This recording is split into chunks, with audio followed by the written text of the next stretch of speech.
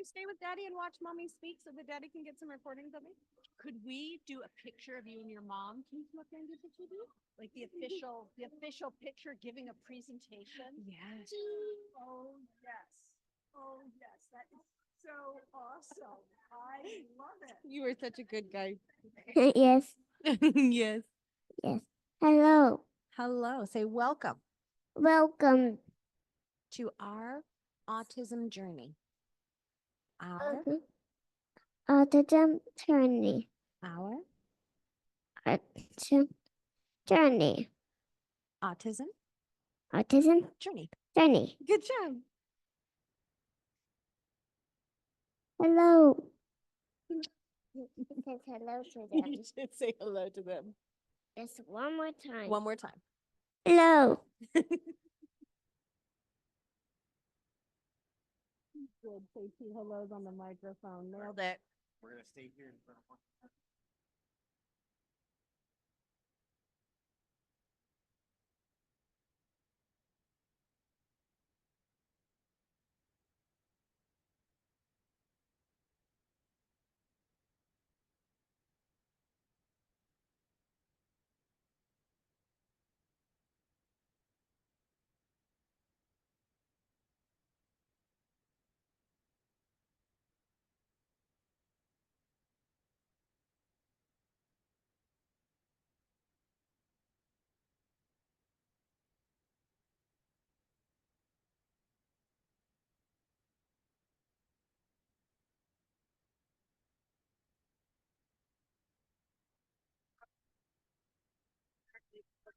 Watch. Oh, wow. I'm excited. And I'm gonna jack a copy of that. And yes. And it carries across the whole space. Yeah. Even if nobody's over here watching, they're gonna listen.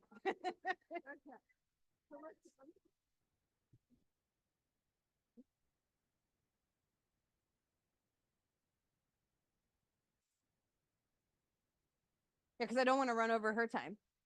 I'm excited to hear what she says.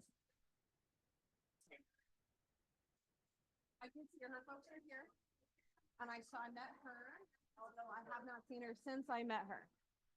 So I don't know.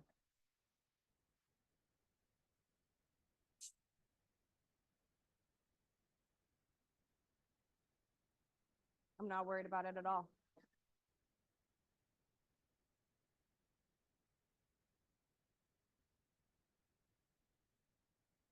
This is what I expected as the first speaker of the day. Like my job is to warm this stage for everyone else. Yeah.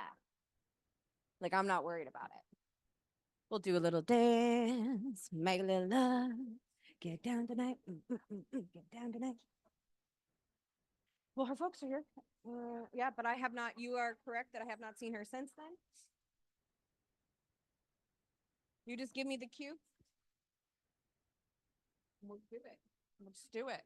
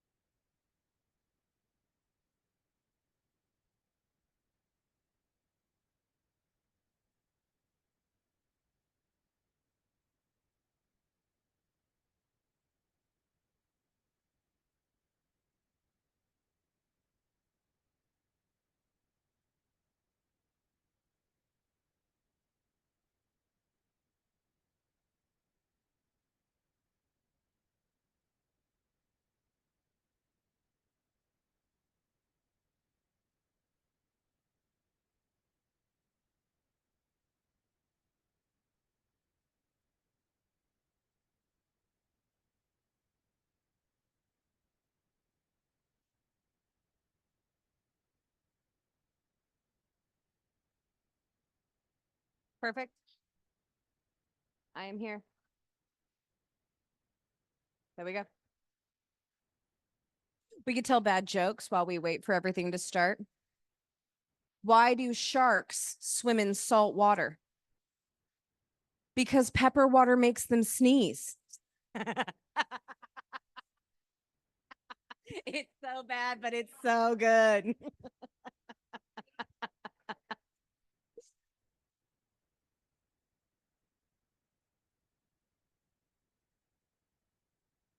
So just switch it up. Okay. Hello and welcome, everyone. We're starting the first Tri-Cities Autism collaborative, right? TED Talks. Really delighted to be here. My name is Kate Orville. I'm from the University of Washington and part of the Washington Include Collaborative, which provides training to professionals and families and others around the state with working with people who are autistic and their families, and also looking at mental health and resources. And many of the organizers of today's fair are very involved in that work. So I'm really honored to be here. And I am also honored to introduce our first brave speaker. It's always hard to be the first one to go. We're going to be starting 10 minutes difference in our schedule. And Kara Jean Wilson is going to be taking care of business. And she's already given me a preview, which I'm very excited about neurospicy. And we all are a little neurospicy. So she has 15 minutes to present and 5 minutes for questions. Thank you. Take it away. Oh, I'm excited. Actually, you guys, I started the day sobbing. Has anybody else cried? Okay, so not just me. I mean, I knew that we needed to have more spicy conversations in the Tri-Cities, but to see 2 entire buildings and that entire lawn filled with supporters, communicators, and people who want to have this conversation, y'all. I've been a hot mess and I love every second of it. Okay, let's start. We're going to talk about unleashing potential. Once upon a time. I figured all good stories start with once upon a time. Once upon a time, I discovered I was neurospicy. What does that mean? What does that mean for me? Well, for me, that means stimming. That means Muppet-like cartoonesque behaviors. That means that I have the hardest time with time because it's an illusion. That means that I'm super creative. That means that I am capable of adapting. And it is what allows me to make some spicy connections when I see things happening. All of those, I think, are my superpowers. I also learned when I found out I was neurospicy that there's neurotypical. What? Who are these unicorns? Because I've been alive for over 40 years and I don't know that I know a single neurotypical in my life. I don't, who are these people that we talk about, these typicals? So I asked 26 different therapists and I said, please explain this to me because I don't get it. My spicy brain is not connecting to this. And they said, let me explain. So imagine that humanity is a beautiful rainbow. The 3 people standing at the top of the rainbow, those are our neurotypicals. Those 3, about 3 probably on the planet right now. From there, it just gets spicier and spicier until we get in the diagnosis space. That's where you see the autism, the ADD, the ADHD, all of that happens in that space, right? So other than those 3, we're all varying levels of spicy. And I thought, okay, now that makes sense to my brain. I can get that. Okay, because here's what I know. This is all a hallucination. We know this. We know that our brains hallucinate our reality. We know that we agree that this color is black. We all see black. We also know that based on the cones in our eyes, that my black and your black are not the same black. So if it's all hallucination, including time, then all of us, every single person, experiences the world around them and their brain interprets what they're seeing in different ways. That used to be considered the divergence. They see it in a different way, but here's what we've learned. We all see it differently. We're all spicy. So welcome to the spice rack, my friends. Now, if we can agree that we're all just a little bit spicy to varying degrees, then we can start to see those differences as a way to experience all the different parts of the human rainbow, right? The full spectrum of experiences we get to experience through other people. And that is both amazing and can be really challenging because here's the thing, other people's brains think different than mine. I mean, obviously, and yet sometimes I forget that and it makes working with other people hard. So today what I would like to do is talk about how it's all exactly the same in a completely different kind of way. If we can agree that we are all on the spice rack, then we have a place we can start from. So we're going to start with some really, really basic toddler level human science. Okay. We are meat suits. Every one of us, meat suits full of hormone soup, made of stardust, and controlled by a mush management team in our brain. Pretty simple, pretty straightforward, maybe a little gross, sure. But if we're all meat suits full of hormone soup made of stardust, it gives us a baseline to start moving around from, sort of sets the clouds for our rainbow, right? And then the mush management's where things start to get interesting. The way our brains interpret the world around us and what we choose to do with that information is, well, just really flippin' cool, I think. That's my BS. That's my belief system. So let's talk about the brain. Show of hands, just for fun and recreation. How many people understand basic brain functioning? Like the process your brain goes through? Yes, yes. Okay, well, good, because I'm going to teach you. So let's do it right now. Ready? Everything that you experience, whether you are thinking it, whether you are choosing not to think about it, whether it is happening to you, whether you are making it happen, all of that goes in through your brainstem. Okay. Your brainstem's like operations level of your internal corporate system. Also think of that as your internal toddler, right? So anybody been around toddlers in their life? Yeah. Okay. Maybe you recognize this. If they know what they're going to do, they just off they go and they go do it, whether you want them to or not. And if they don't, oof, absolute puddle of meltdown because they have no idea what to do or what is going on. Bro, me too. I get that. I sure do. Your brainstem is exactly like that. It's the operation level. If operations knows what's to do, they just go do it. If they don't, oh, I meant to go to that. Oh, look, I already broke the slides, guys. Nope. Yep. Okay, I did it. Operations neither knows what they're doing or does not know what they are doing. Case in point. Luckily, that's just where it starts. Once it comes in through your brainstem, he either goes off and sends it down the neural pathways that it knows, okay, bye, or it throws its tantrum and passes the buck up, passes it to your amygdala. Your amygdala is like your management, right? It's your internal teenager who absolutely knows everything. And in your amygdala's defense actually does. I mean, that's where all thoughts, feelings, and emotions become thoughts, feelings, and emotions. Sure. So they pretty much know what's going on, except when they don't, when they make connections like something happened here and now I'm mad about something that happened 16 years ago and I'm freaking out. That's called an amygdala hijack. It's when our management team takes over and takes us down a pathway we don't want to be going down. That happens fairly often, so much so they gave it a name.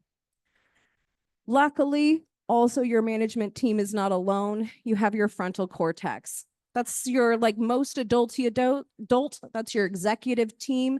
They're the ones that hand a juice box to the toddler and turn the teenager's phone on so that they're distracted and they can get the rest of the things handled and taken care of. So every single one of us is a meat suit full of hormone soup made of stardust and controlled by this mush management team. And the mush management team is doing its best to interpret all of the sensory things coming in and then informing us on what it is that we see and where it is that we are and what it is that is going on.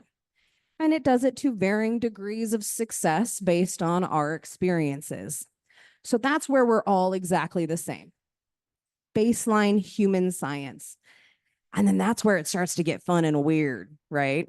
From there, then things get different. That's where the traumas and dramas of being a meat suit, trying to navigate a universe full of meat suits, gets messy. Every part of it is messy. And that's where the traumas and the dramas come in.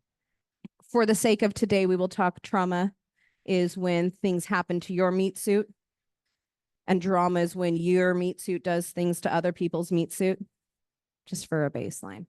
But we all experience that. You don't get out of this life without trauma and drama. It is yet another thing that we all have that's exactly the same, but it's also what makes our stardust sparkle in our own and unique kind of ways. What we choose to do with that changes things. So I want to share skills, tools, and things that you already have, that we all already have, that we can consistently leverage together to create inclusive spaces and unleash each other's potential so that we get to experience the entire spice rack of life.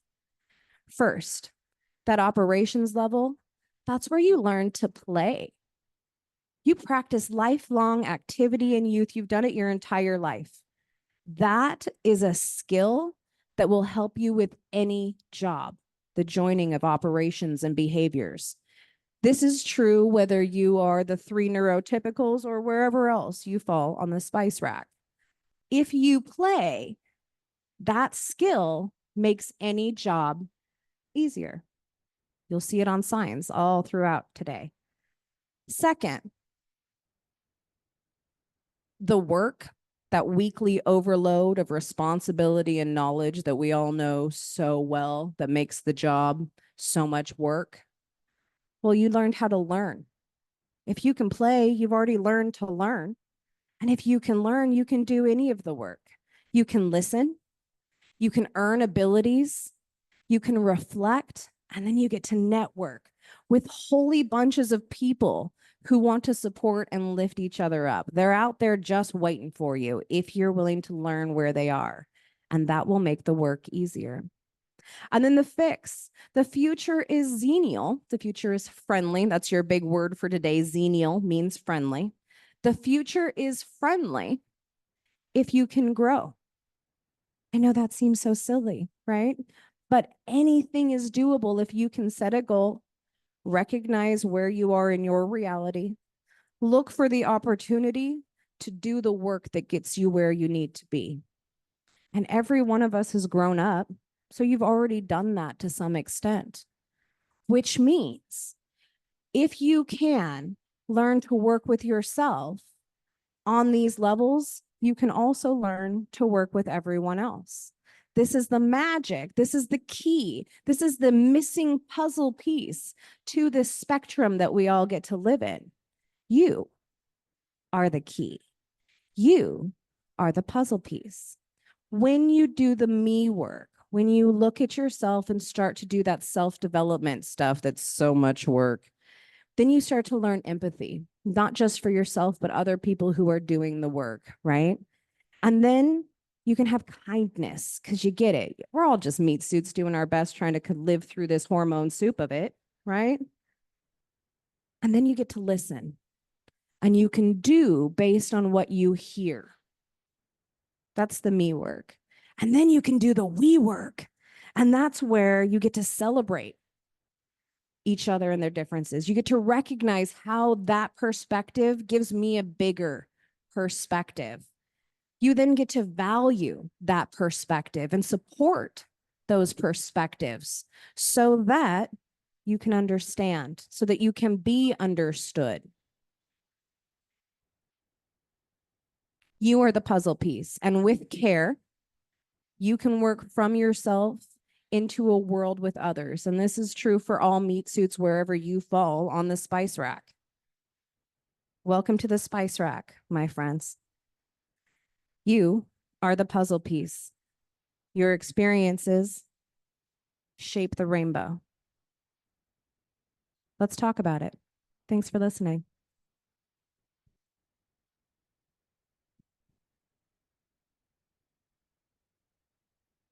Questions, comments? That was, are you all feeling like you're part of a spice rack?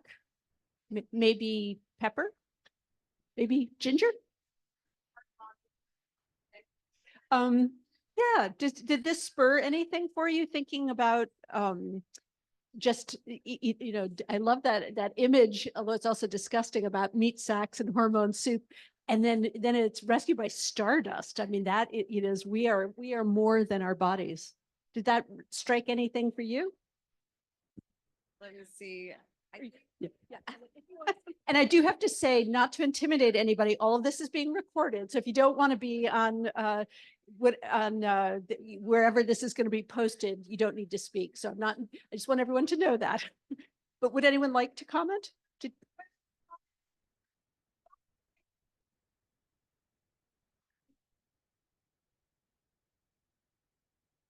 Well, I'm curious, how did you come to this? What made you come to this approach? Oh, and you need to be, sorry, because we want, yeah, because they're recording this. This makes sense, right? Also be heard if you're going to answer questions. The question was, what brought me to this? The answer is, during the pandemic, I decided to start my own business the same time that I gave birth to a human being, because I'd have all that free time on maternity leave. Nobody laughed at me at the time, but boy, do people laugh when I tell this story now. Yeah, I learned through that postpartum and lots of therapy, I discovered that many of the traits that I thought were superpowers would make my therapist voice get really happy and not very therapy. And they'd have to, but well, if it's not impacting your life in a negative way, that's why we discuss baselines and it's fine. Just let me know. So then I started going, well, explain this brain stuff to me. Like I didn't understand neurotypical. I didn't understand if there's only 3 neurotypicals, why are we calling it diverse? Hold on. We all know that we hallucinate this reality. And I dive deep. I dived into epigenetics. I partner with a geneticist now because I want to know more about this. I 26 different therapists. I had so many questions. I was like, can I just ask you a survey of questions, starting with, who are the neurotypicals? Who are these people? And that's what took me down this path. Thank you. And I'm wondering, for people who are here, are there things that brought you here that in terms of thinking about not just acceptance, but celebration of differences, that this talk, or maybe just being here today, has stood out for you? I know earlier you were talking about crying, and we saw Liz Kemper raise her hand and say, I'm crying too, because it's just a wonderful everyone's here. Okay, you look like you have a thought. I appreciate it. Thank you. You're welcome. What brought me here is that I was a para in a classroom for 5 years with kids who have autism, and it's an inclusion class, and so I got to go to all their classes with them, and they're the coolest kids on earth. Fact. And and my whole entire household is neurodiverse. We're all over the place on the spectrums, but Welcome to the spice rack. yeah, we have a very diverse spice rack in my house. Yeah, oh, definitely many different meals. It's so usable. Yeah. Yes. And so I don't know, I could definitely use some more information of what's available here in Tri-Cities for my daughter, especially who's being an adult, who has a couple of diagnoses and could definitely, she needs independence. She's almost 24. She doesn't have that independence. She needs it. She wants it. And we're trying to navigate how to get there. And if I could find resources that can help us get there, that'd be super. Yes. I will be over in the parent to parent building for the rest of the day, where we are having that conversation all day long. 100%. So parent to parent, if you are a parent of a neurospicy child, if you are a neurospicy parent, here's one of the things that I have learned. Maybe you'll resonate with this.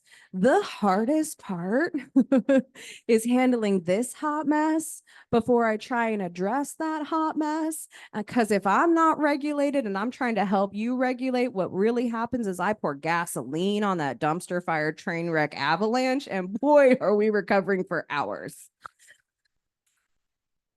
Yes. Yes, and that's it. So that's why we talked about this. Really, the magic is take care of you. You are the missing puzzle piece. You are the key. And we're not groomed for this. We're not trained for this. This is not how we were taught to behave. We were taught to put everybody else's needs first. Yeah. And too many of us have done that for too long. And we've really got to put our own oxygen mask on first. Because then you get to appreciate the difference rather than being weighed down by it. Well, thank you for bringing up such an important point about, parents and families and neuro spicy people just needing to take care of ourselves, to take care of each other.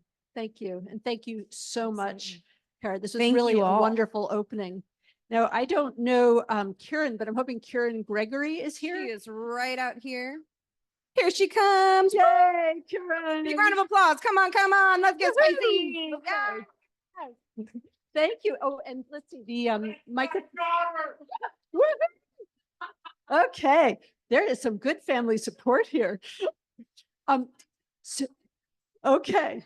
Oh, well, Kieran, let me show you. We have the microphone up here because this is being recorded so that, we have a number of people here, but there are many more people who are interested.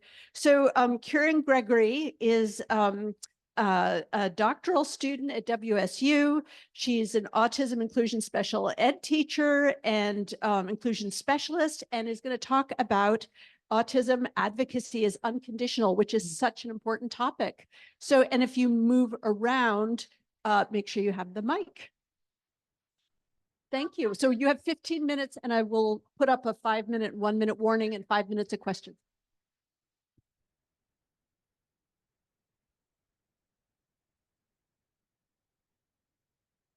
Space, amazing space for individuals that are impacted by neurodiversity needs to be purposeful. When you create space for unique individuals, it has to be. You gotta pop that out. Can I start over? Hi. Creating purposeful space for students that are uniquely impacted has to be a purposeful practice. Creating a community of learners has to be purposeful.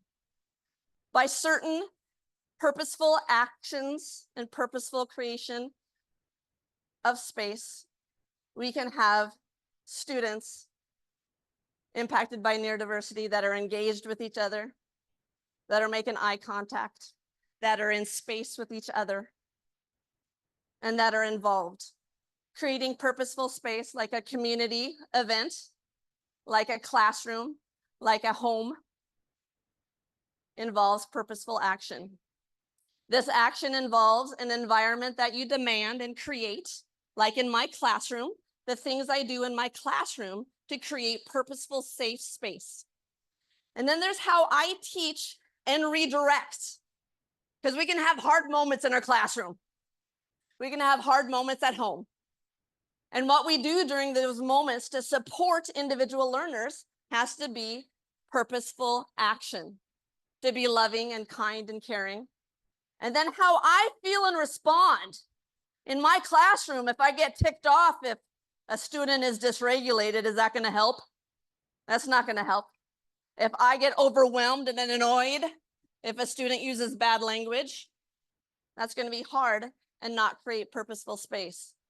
In my classroom, we work on self-awareness. This is hard on me. This overwhelms me. This is one of my triggers. To self-compassion, that doesn't make me bad. That doesn't make me crazy. Say crazy one more time. Doesn't make me crazy. Doesn't make me bad. To advocacy, I need help with this. I'm overwhelmed. I'm confused about this. I need help with this. To agency. Agency says, I know who I am. I know what I need. Can you please help me with this? Because I know who I am in the universe. So when I do this in my classroom, it creates an amazing safe space. We have friendships. I have so many amazing students here today. creates friendships, sharing, shortened distress response, asking for help, helping others, social skills. So today I'm going to talk about 3 specific things that I do in my classroom and I try to do at home with my uniquely impacted children. And one is to create purposely a safe space. That's the environment, like this incredible event, right? To create safe space for unique learners, right? And then 2, building a response toolbox, right? How do we respond to hard moments? What do we do in those hard moments? When a child, when a student, when a friend, when a family member is having a hard moment, what do we do in those moments? And then your personal response, self-care, and transparency. In my class, we say Taki Wakanda. Can you say that? Taki Watanga. That means in your own time and space. That's the Maori word for autism. It says in your own time and space. My students at times will learn amazing things, but sometimes at a different timeline. Have you seen that? Yes, time is relevant. I have a student that might learn quickly. I have a student that might take a while to learn some skills, but it doesn't matter. We are there for it. So in terms of creating a culture of safe space, number 1 in my classroom is validation. Everyone say valid. We say that so much in my classroom that my students say valid, Miss Gregory. That's valid. That's valid. Who does not like to be validated for real stuff? A real neurobiological response to stress, a real biological response to social expectations and academic concerns and other people's responses to uniqueness. It's coming from a real place no matter what. So helping individuals learn that what's going on is valid, is real, is true. I might not understand it. I might not know where it's coming from, but it is real no matter what is happening. It's coming from something real. And I spend a lot of time talking to other teachers and to parents and families saying, it is hard, but it's coming from something real. A confusion, a misunderstanding, a sensory response, sensory processing, misophonia, tactile avoidance. Oh, the lights are too bright. That's real. That's not being overreactive. That's not being dramatic. That's real stuff. And I'm going to try to help you learn and advocate for yourself. Creating that environment that's safe also involves consistency. Who likes things consistent? Most of my students, right? Students impacted by neurodiversity often really like those routines. I mean, I do too. I need those routines. And so when things are consistent, it helps regulation. But is life consistent? Life is not consistent. There's things that happen. There's things that come up. But when we talk about it, when we are verbal and transparent about the consistency, it can help learn about it, help understand that that's a trigger, and vocalize and be transparent about consistency is helpful for me. I need you to be consistent. I need this to be consistent in my life. It's not always consistent, but it's something we talk about. Ableism happens a lot. Microaggressions, that's weird. That's odd. He's acting a little different. Those little microaggressions, we want to be really attentive of how we talk to students that are impacted in unique ways, because that can cause a trigger. That's nothing weird about my brain being confused. It's hard sometimes, but it's not weird. Ableism involves talking in a way that is conducive to all learners. Another part of creating a safe environment to unique learners is about compassion and empathy. Compassion and empathy, again, you might not know what's going on with someone or what's happening in their heart, but we're going to be there for it. We're going to help, we're going to support, we're going to give love and compassion. Theory of mind is a concept in autism. At times, some students, some individuals have a hard time reaching outside of their own circle of understanding.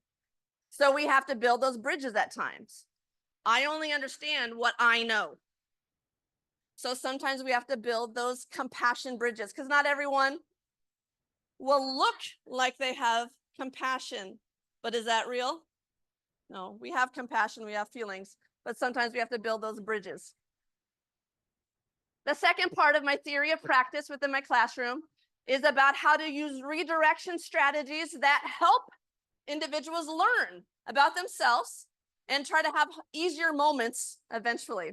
Radical acceptance, I didn't create this. I like to think I did, but I did not. Radical acceptance comes from the theory of dialectical behavioral theory, psychology, that says, I don't know what's going on with you, but I'm here for it. I don't know why you're having a hard moment, but I love you and I'm here. I don't know what's up, but I'm here for it no matter what. Whatever's going on with you, I'm going to be with you during that moment. In my classroom, my students might have hard moments, but I'm going to be there with them. I'm going to hold them. I'm going to sit there. I'm going to be beside them during the entire time of those moments. I'm going to find out what's going on. I'm going to investigate. I'm going to try to figure out where that moment came from. But in that time of distress, I'm just there. And so I teach my amazing paraeducators, many of them are here, how to just sit with it and be there physically, in my heart, in my head. I was with a student the other day having a hard moment. Doesn't matter what's going on, I'm there for it. So the big idea of redirection strategies has to do with still maintaining expectations and boundaries. I still have expectations. I still have rules, but I have to surround that with love. I have to surround that with teaching. So I have hard moments where students might be a little funky bananas in my class, or children that might be funky bananas in my household. I'm like, I love you and I'm sorry you're overwhelmed, but you need to stop. It's that love mixed with that expectation. You hit me again, we're gonna have an issue, but I love you and I'm sorry you're hurting. You can't say that in my classroom, but I'm so sorry you're overwhelmed. We need that compassion at the same time as we're redirecting and supporting students. We need those boundaries. Students don't need to be walked eggshells around. We deserve to learn. They deserve to know that we have expectations, because my students hear that. If I give up and don't engage, do my students feel that? They do. They feel that disengagement. They will feel that in their hearts. Oh, don't worry about it. Oh, you don't have to do that.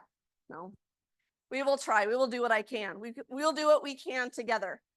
Expectation, boundaries, and demands with that love and teaching. We might not have done that today, but next time I want you to try this.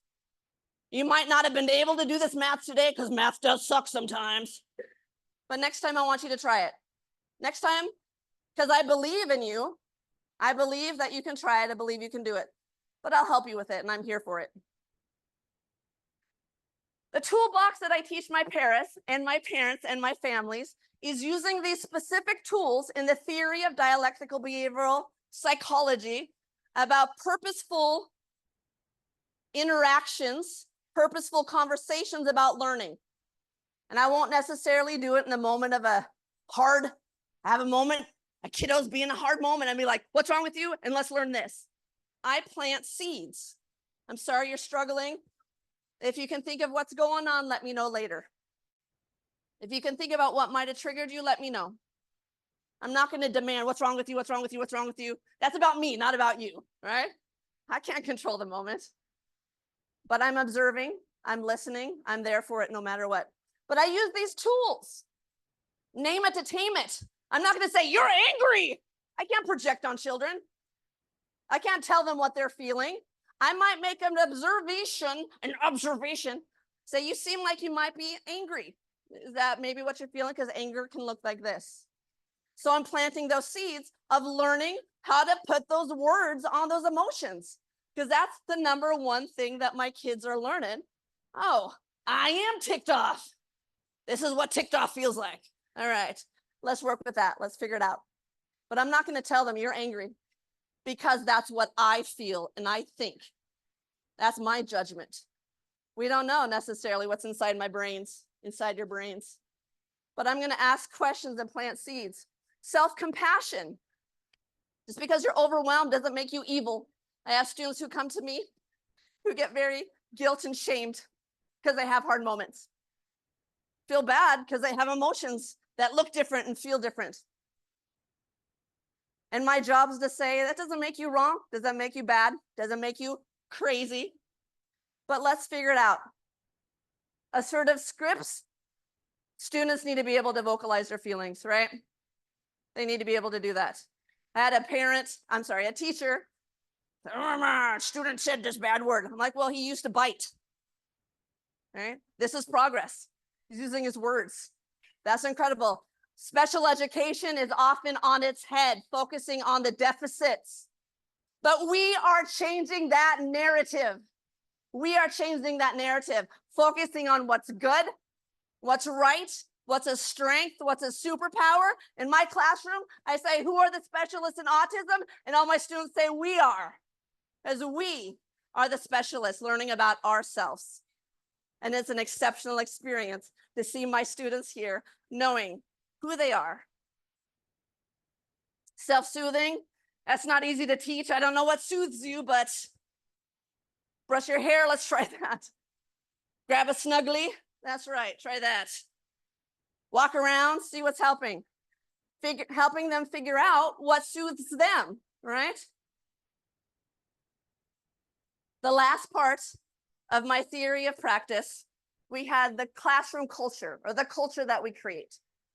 Then I had the how to help redirect and teach and plant seeds.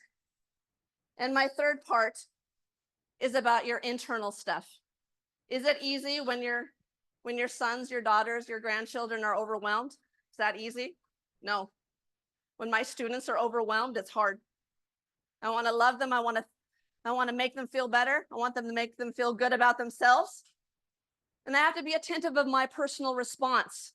If the F word drives me crazy, if boogers drive me crazy, if those things are hard on me, I have to be attentive of my response. Oh, because I don't want to traumatize anyone to make them feel bad for their biological, verbal response to distress.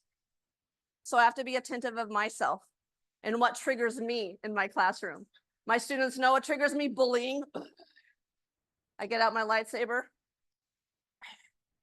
We have good discussions about bullying is hard to see and hard to feel in our hearts. It's one of my triggers. Transparency. In the classroom, transparency is about sharing, about talking about it. As an educator, as a parent, as a grandparent, it's about being attentive of our own hearts. Not easy. When you have a child that's impacted, it's not easy. When you have a grandchild that's impacted, it is not easy. When you have a student on the floor struggling, it is not easy. And when I can share about it, when I can reach out about it, when I can have a discussion about it, don't feel as alone. Look at this community. Are we alone? We are not. But that is a purposeful practice. I have to go to my colleagues and talk to them. I have to go to my parents and talk to them. I have to talk to my students. I have to talk to my parents. It's a purposeful practice of collaboration and transparency. My last thing I always talk about is self-care. Self-care isn't just, tacos or hot tubs and wine. I don't know. I don't drink, but, self-care things that people might say. Self-care is in that moment when you are on the floor with your son, when you are on the floor with your student, when you're seeing a hard moment and you can't stop it and you can't fix it. Where do you go in your heart? Where do you go in your heart in that moment when it's hard to hear that and feel that and know you can't make it right at the moment? And that self-care says, I'm here. And that's the best that I can do sometimes. I'm here, I'm holding it, I'm loving it, I'm doing what I can in this moment. And that's the self-care that says, I'm here for it. And Maya Angelou would say, you do what you can, and when you know better, do better. That's me. Thank you. That was very powerful. And we just have time. Yes, standing ovation from the parents. That's my And dad. the students, okay. That's my daughter. All right. So we just have time. We just have a couple of minutes for questions here because we're trying to get back a little bit onto schedule. So questions, comments, and raise your hand. I'm going to bring you the microphone. And this is being recorded, so. What can I do if one of my teachers at my school doesn't really understand autism as well as the other teachers? Well, she needs to come see me. I'm in room 104.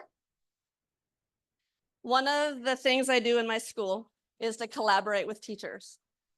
And that's another purposeful practice where I go and see teachers. I go and talk to them. I go engage with them. And that, I would say, categorically is one of the hardest things I do. I can advocate all day long to my students and talk to them all day long. Going to stand up to a peer and saying, how you treated my student today, I disagree with, and let me teach you something is one of the hardest things I do. Because advocating to my peers is hard. It's hard to do. And I do it, and I choose to. And so if you have a teacher that you feel isn't advocating enough, you can ask them. Say, how can I help you learn how to advocate better?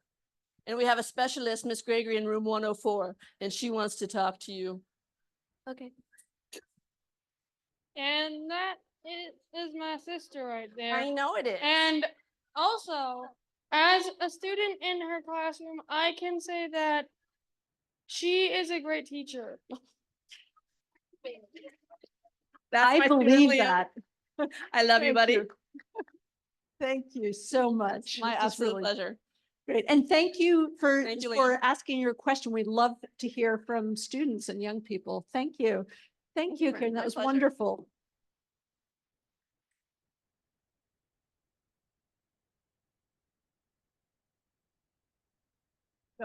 Okay, this will be available to rewatch or to share with others. Our next speaker, I'm very excited to have come, Nick Spinetto, who is a self-advocate. He's from Caravel Behavior, and he is going to be talking about increasing retention in higher education and unemployment, because as many of you know, there's a high rate of unemployment for autistic adults, and Nick has some ideas about how to change that. Nick, we're very happy you're here. Yeah. And I'll make sure, let's make sure. Yep. Okay. There we go. So, And hi s- everyone. Oh wait, are we ready? Just gonna say, I'll give you the 5-minute warning. Yeah. Okay. Hi everyone. My name is Nick Spinetta. I'm a graduate studying neuroscience, a behavioral technician, and an adult with autism. These are sort of the perspectives that I've experienced the education system through my entire life. And altogether, I can say one thing, which is we need more autistic people. Every single time I've met someone on the spectrum, they've completely surprised me with their unique perspectives, passions, and individual quirks. They're driven creators, dedicated workers, and innovative thinkers. It's my earnest belief that no matter the scale of the individual's diagnosis, they always have something new to bring to the table. Yet, people with autism are incredibly underrepresented in higher education and in the workplace. Wait, I need to figure out this. There we go. In universities, people with autism drop out at almost twice the rate of their neurotypical peers. And in the workplace, 85% of people with autism are unemployed, which is a rate that exceeds even that of individuals with physical disabilities, such as visual impairment. Alleviating this gap is a massive task. It requires neurotypical people to challenge their preconceived notions of things like accommodation, disability, and workplace convention, which aren't too comfortable to think about. However, through my life, I've known people that were ready to move heaven and earth to help me succeed. And hopefully I can impart some of that spirit on you today, whether you're a parent of an autistic individual, an adult with autism, or even if you just know someone on the spectrum.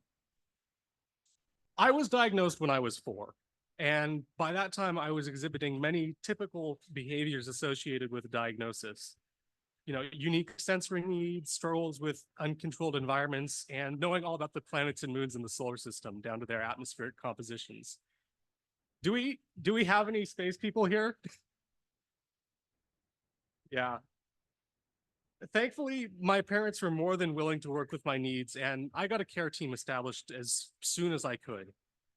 In primary school, I was super lucky to have met a ton of people who both believed in me and were empowered to help me reach my potential. I ended up both in gifted and talented programs in special education, which is something that really would not have been fulfilled in a different school district. But knowing that, I can say that one step to help toward kids towards success would be case-by-case evaluation. As working with neurodivergent individuals often requires special considerations for each person. When you've met one person with autism, you've only met one person with autism. It's a spectrum for a reason. It's incredibly important to give people on the spectrum dignity. The times I can remember feeling angriest in my childhood were when I was patronized or treated like I was incapable. No matter what their level of independence is, if you can grant an individual with autism independence in choice and action, it will create a massive improvement in their life. And so, like, if you can talk about that with the care team, like independence, independence, independence, you need to give kids choice. Additionally, you need to give kids that choice early home intervention. Early home intervention is possibly the most important factor in changing someone's life. And I mean, I guess that's important because that's one of the mottos of the place I work, Caravel Autism Health. It's we change lives. And making that kind of intervention more accessible can make the difference for a child. I mean, I know it did for me. However, it's also important for our organizations to change. We can't expect everyone to conform to the same neurotypical standards, and that expectation is a major factor behind the high dropout and unemployment rates we see today. Spaces designed for neurotypical individuals are often stressful to people with autism, and this can lead to disengagement, lower performance, stress, just a whole mess of things that could be prevented by just changing the situation. I mean, one great example is that in high school, I had a really hard time with standardized tests because we took them in this huge auditorium and it was bright and there was like fans all over and stuff. And so eventually I just had to advocate and I just had to go, hey, I can't do this here. This is awful. And, they didn't really accept it at first. And so I had to pester them and pester them and pester them. And eventually, I got my own sensory safe room and that was great. And it would have been really, really convenient if I could have just had that in the first place or if it had been suggested to me. So that's just one of those things where institutions need to look out and institutions need to change. But there's not just the simple things like giving somebody a room or, changing the fans or something. There's also things like organizational difficulties, schedule inflexibility, and struggles to do things like balance home maintenance and work life. These are way more difficult to develop accommodations for as they're holistic issues. You need to change the entire life and you need to just provide help all around. And so that's where being an advocate is really important. The fact that you're attending this event is a sign that there are tons of people out there that are willing to step up and speak out for your needs or the needs of the people close to you. So what do we advocate for? College was one of the largest upheavals in life that a young person experiences, and the transition from home to campus is incredibly difficult for everybody, especially people with autism.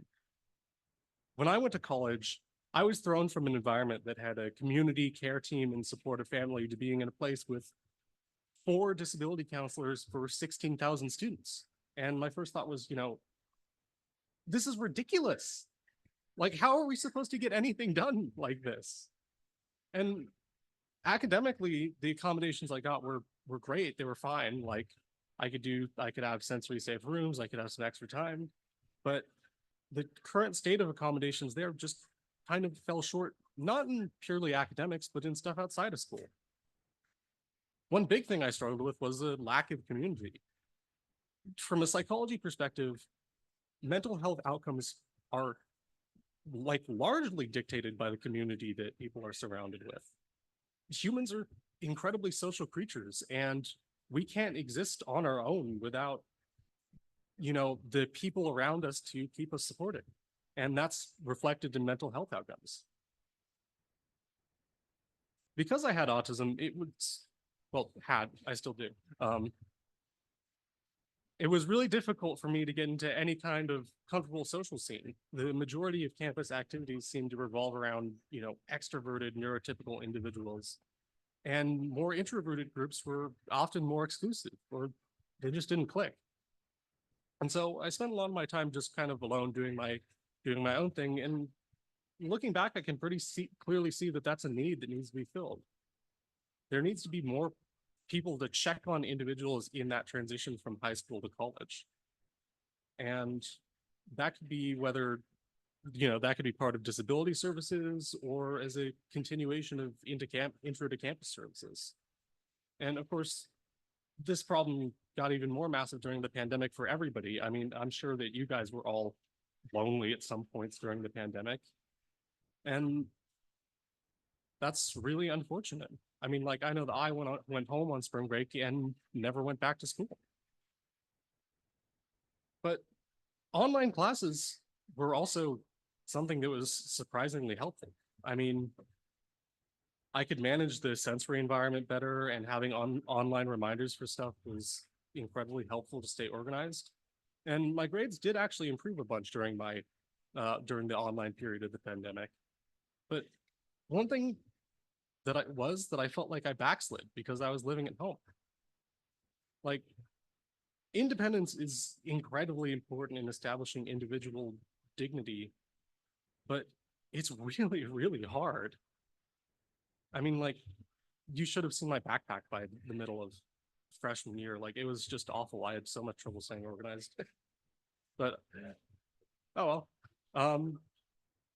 Like, disability services need to be more accessible for everybody, because a lot of the time organizational difficulties cause struggles in accessing those services.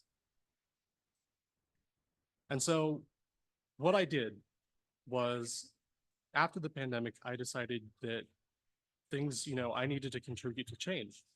And so I went into tutoring, and I tried to, establish better access to tools for connecting neurodivergent individuals with disability services. And it seemed to really help. There were some great successes.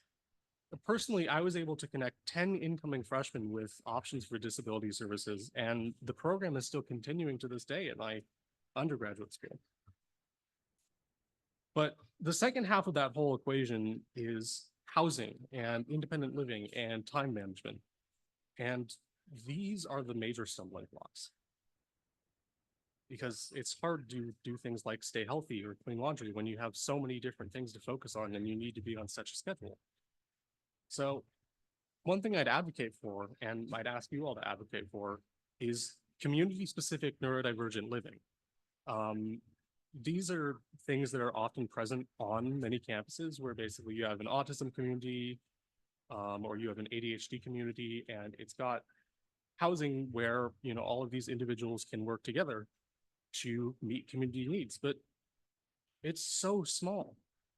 Those communities are so small.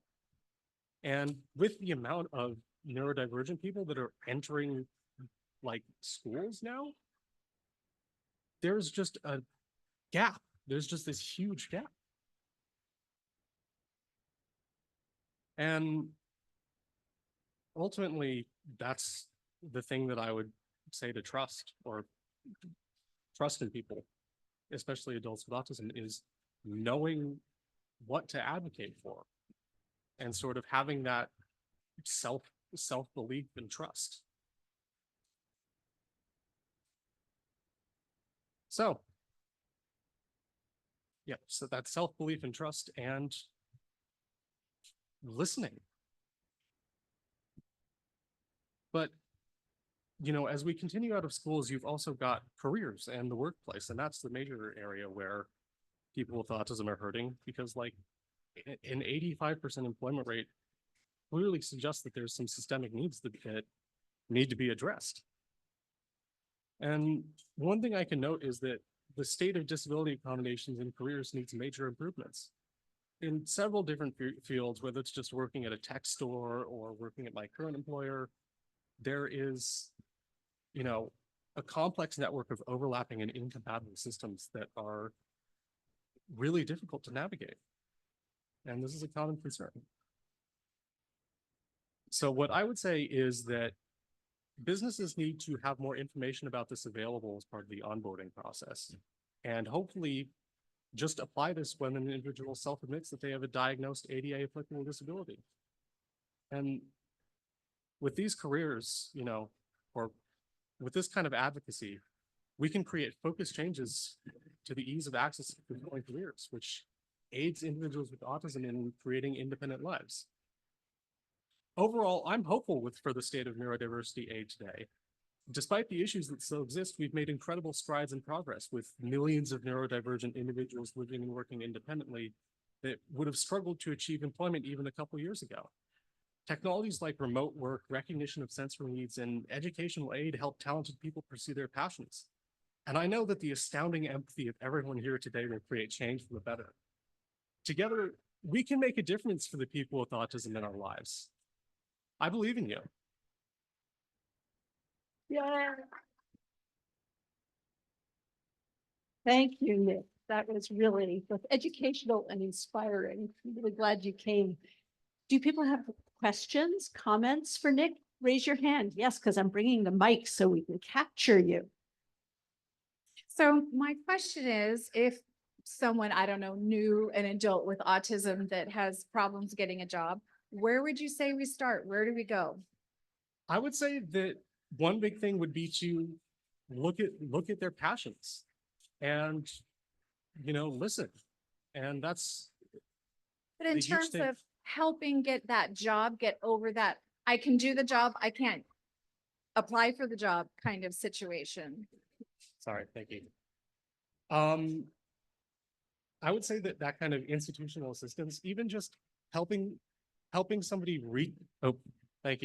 helping somebody reach out and send that email, whether it's like, here's a form email that you can fill out to help provide for the job, or asking the job, you know, hey, the person that I know, the adult that I know, has autism and might have some difficulty applying. Like, can you help meet me halfway? And it's sort of not only advocating for yourself, or not only advocating for them by yourself, but also encouraging them to do something like simply send an email and say, you know, I'm interested. How do I get here?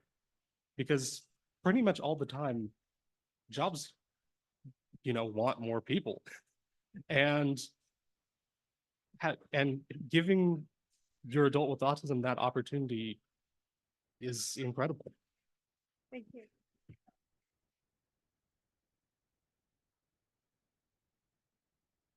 Other questions or comments? Well, we have Nick here. Well, oh, thank you. Yes. And for those who came in later, this is being recorded. It will be made available later, so you'll be able to watch this. I had a question about, you know, with getting jobs, like, you know, how do you get past the interview and the resume? I mean, I've got like 600 resumes on my hard drive from different people, and I just don't understand the language. I don't understand the encoding process, but and then the interview, like open-ended questions, I can't do those.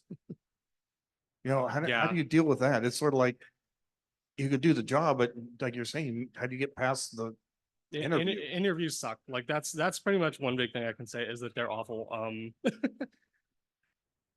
For me at least, one thing that helped is using reliance on scripting and sort of, you know, here's likely questions. I'm going to write out likely answers.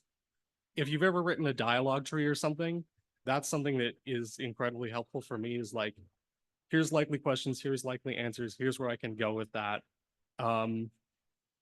But ultimately, yeah, the interview process is kind of a bastion of ableism right now. And I think that, you know, that's one thing where you might just have to go in an email and say, hey, I have autism. Interviews are hard. How can I meet you halfway?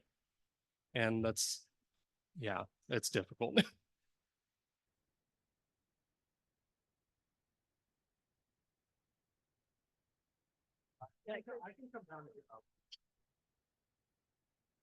Okay, I think it's working now.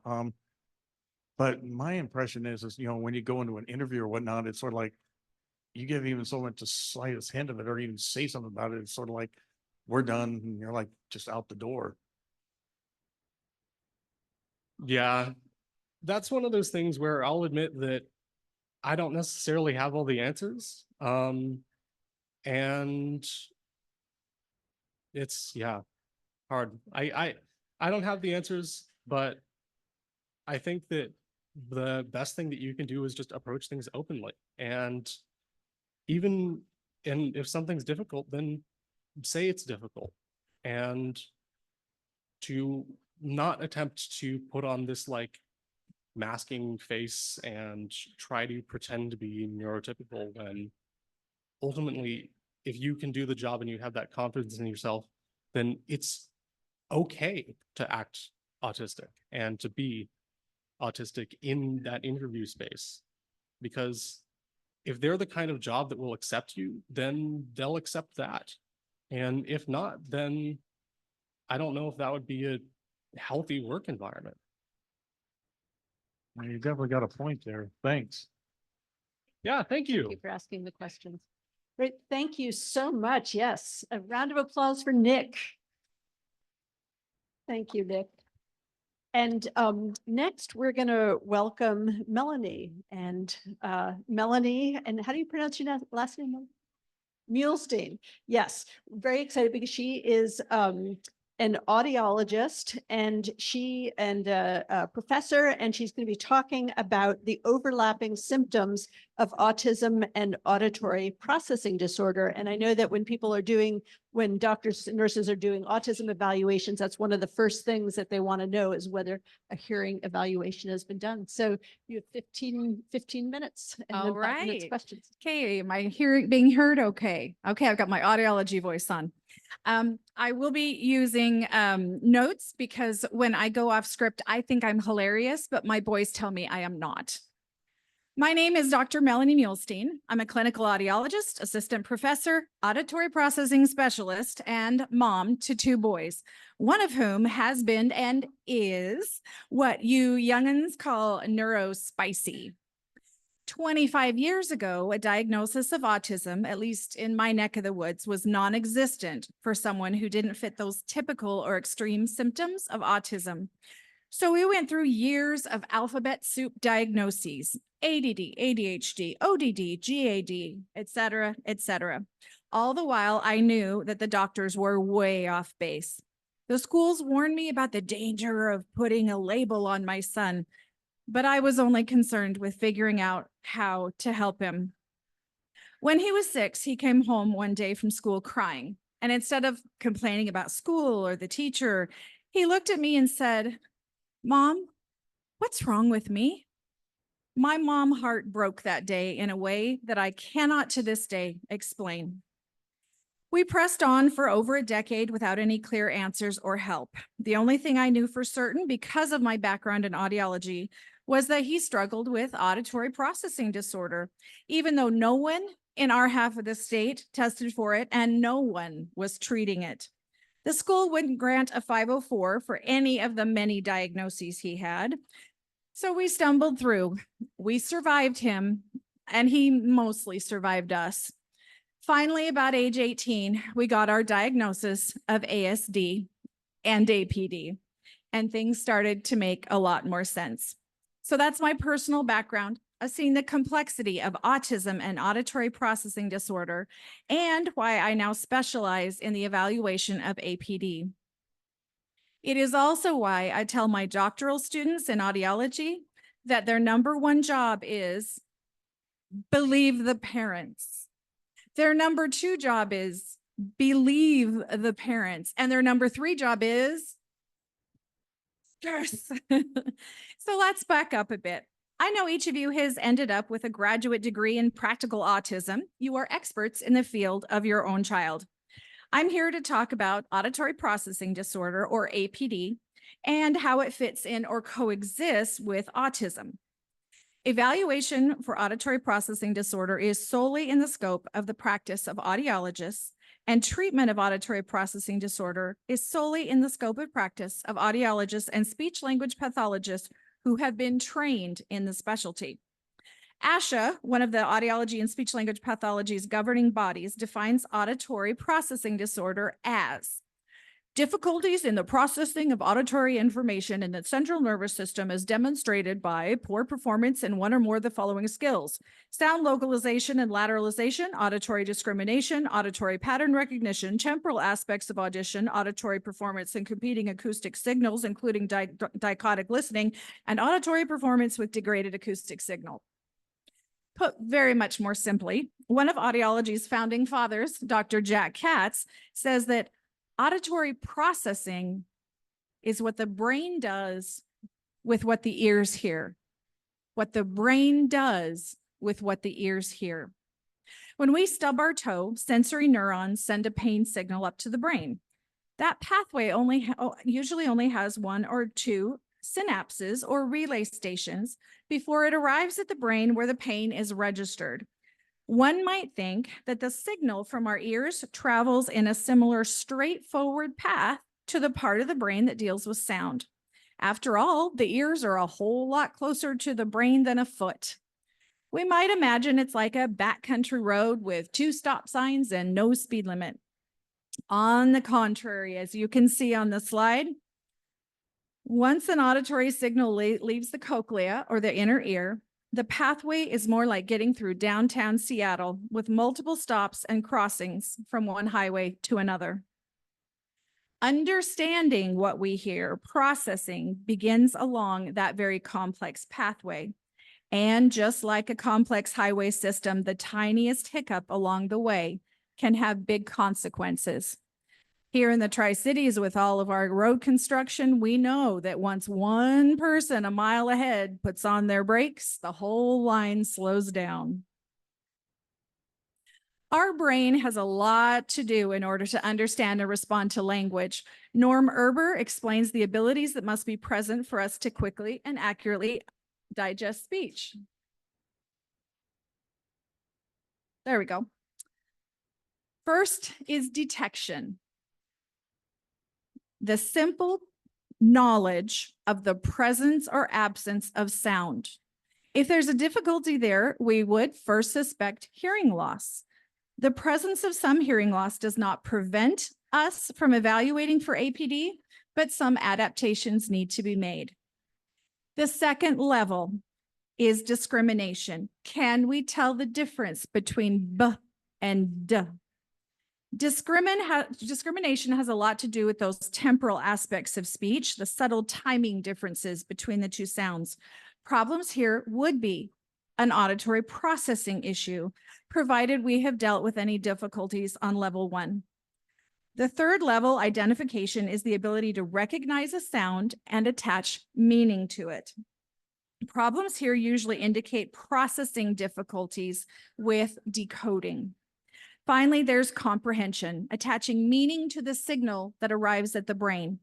For comprehension to occur, all the previous skill levels must be present. At this point, multiple areas of the brain work together and interact to make sound waves make sense. Any problem with those previous skills, as well as any difficulties with language, articulation, vocabulary, or any developmental difficulties, can impact this transition from input to output.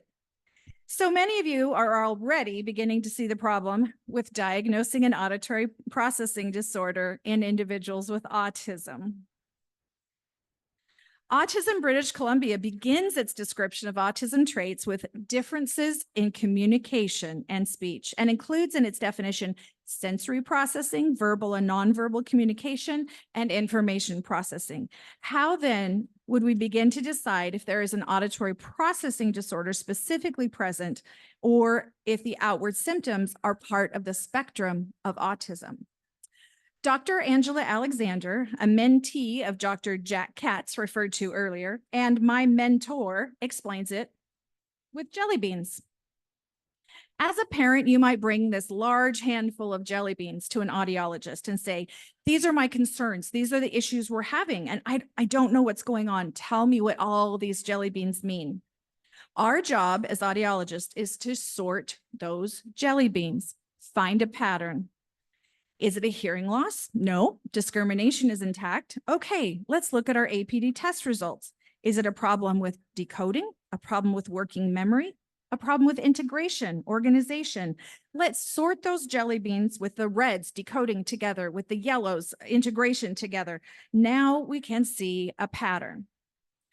But what happens if a child or adult is unable to actively participate in testing? What if a child or adult has language delays, attention problems, the inability to sit in a confined test booth, has anxiety being around strangers? What if the child or adult experiences something defined as differences in communication? These differences are like a chocolate Easter bunny melted all over those jelly beans. Is the chocolate the only thing there is?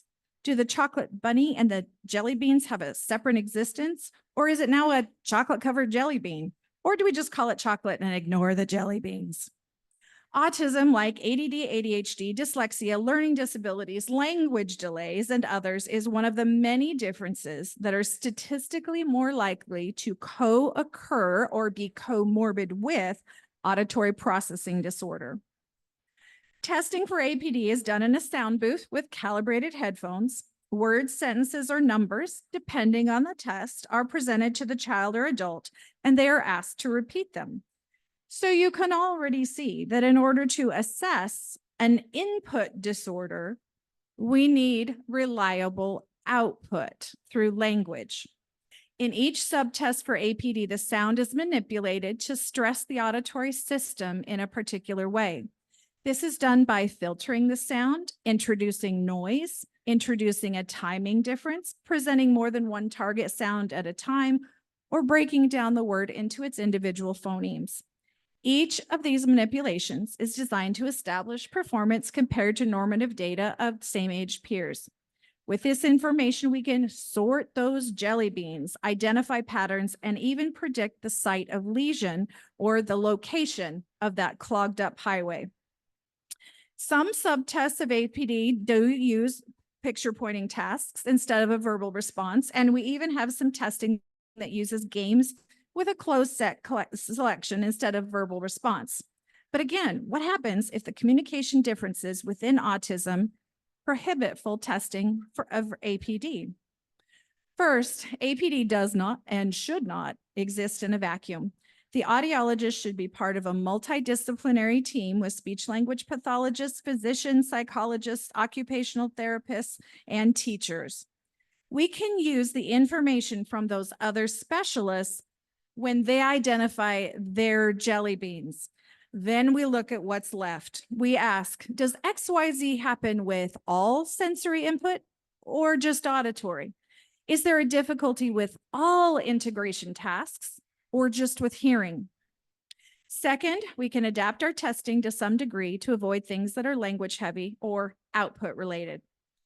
Third, we can use questionnaires that have been validated by research to screen for APD. These are often a good start anyway to be able to see the patterns in those jelly beans.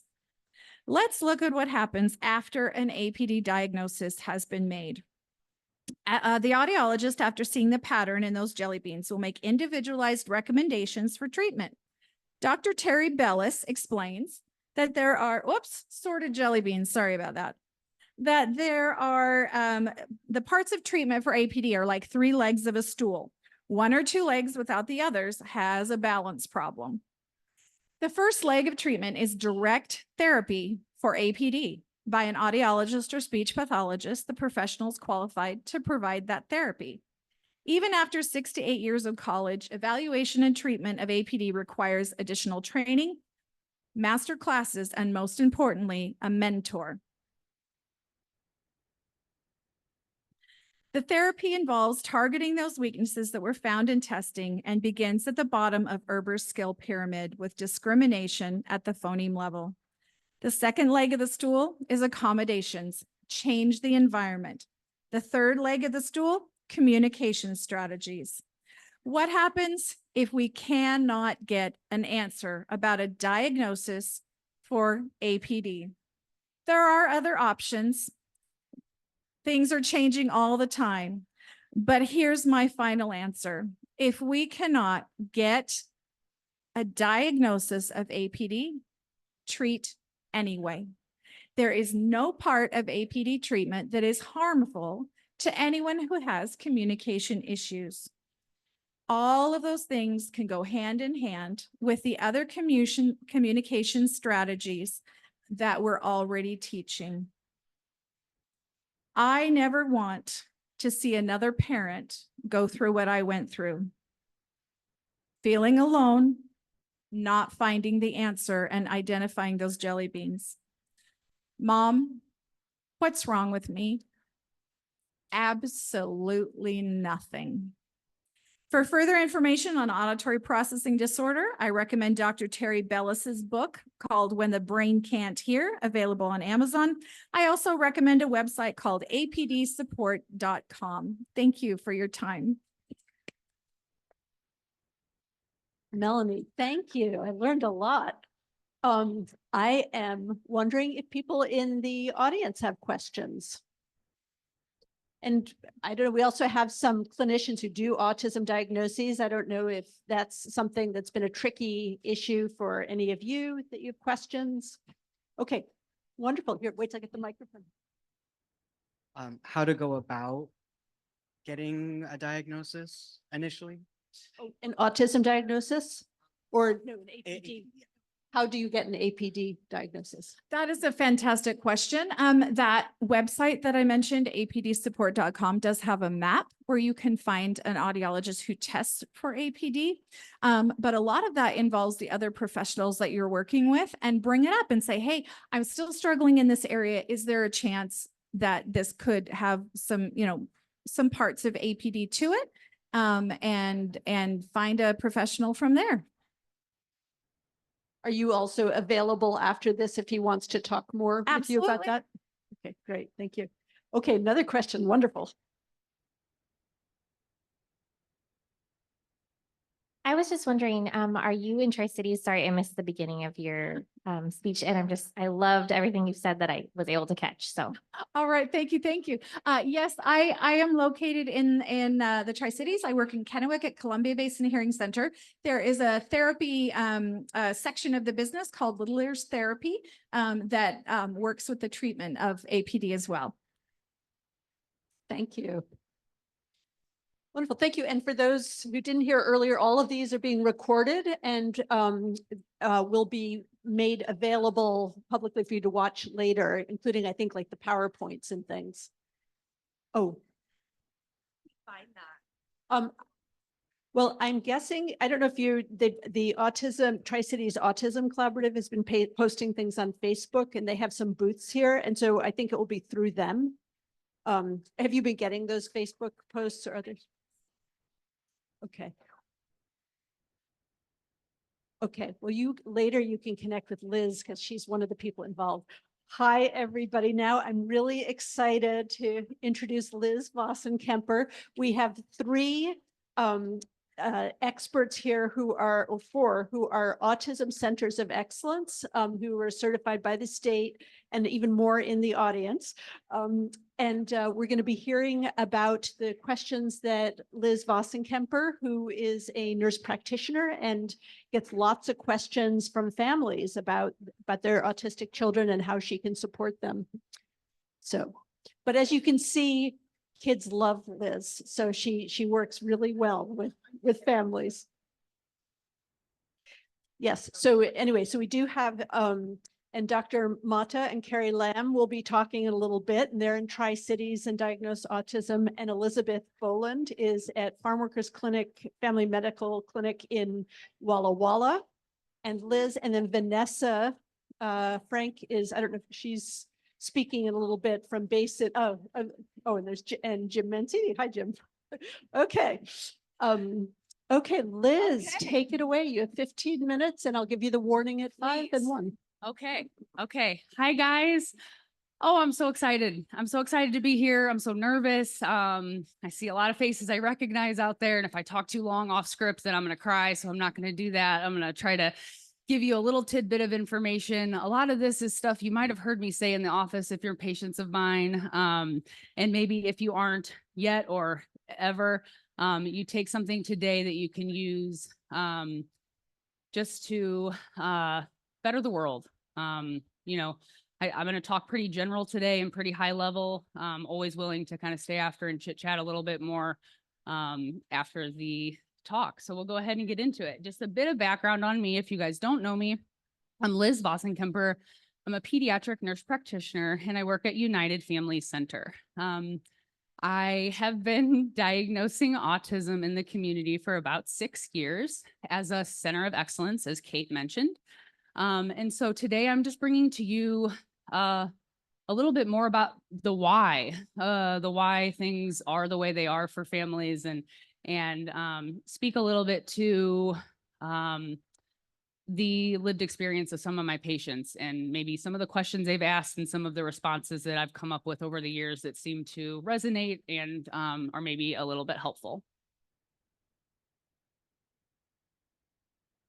Do I say next slide? What do I do here? Do I have a clicker? What do I do? Oh, there's no one here. Okay. That's okay.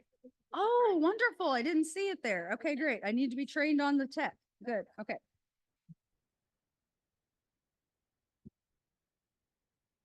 Thank you for your patience. All right, guys. So the first thing we're going to talk about, I'm going to not move away from the mic. I'm actually going to do this because I'm a mover. Okay. Okay. The first thing we're going to talk about is discipline. This is something that comes up in my office pretty regularly. You know, I've heard we've tried it all, timeout, loss of privileges, even spanking, nothing seems to work. You know, it's not working. Don't they need to learn consequences? Everyone says I'm spoiling my child, but I just want to keep things calm for my kid. What do I do? So first I'm going to talk about maybe why it isn't working. And of course, I always come to you with truth and no judgment. You know, I don't actually have kids myself. And so I always say I never give parenting advice, which I don't. So I stay pretty specific to evidence and kind of what we see and what I see in practice, kind of as a pattern, if you will. So why it might backfire with like verbal scolding and yelling. Research indicates that scolding, yelling can be particularly distressing for children on the spectrum. And research evidence shows that the harsh verbal discipline can exacerbate the behavioral issues in children. So when we're like looking at our kid, we're like, oh my God, why are you doing this? Like, and I'm not going to really yell because I don't want to, you know, trigger anyone. But, you know, we're maybe a little counterintuitive to what we're trying to get to, which is for that behavior to stop or to change in some way. And instead, we might actually set them into more of a spiral with that yell because of the disruption that happens to the nervous system with that yell. Isolation, timeout, grounding, sending to the room. These are ones I hear pretty often and why they might backfire. These forms of punishment, you know, for kids on the spectrum, isolation can increase the feelings of loneliness and anxiety, which can lead to heightened distress. Overall, sometimes within that like heightened distress, the learning that we would hope was happening, like reflection and trying to think about what you did. You know, I need you to sit here and think about what you did. A lot of times what we realize that kids are not thinking about anything related to what they did and their mind wanders and does all these other things. So it's not the most useful. And not to say that it's bad, right? That's not necessarily these first two. They're more things that you experience in parenting versus things that you can just extinguish from parenting, I feel like. But, you know, nonetheless, just making sure that we're, you know, paying attention to if things are working, you know, that's the biggest thing. So spanking and physical punishment, this is one that, pretty much across the board, research shows is not useful.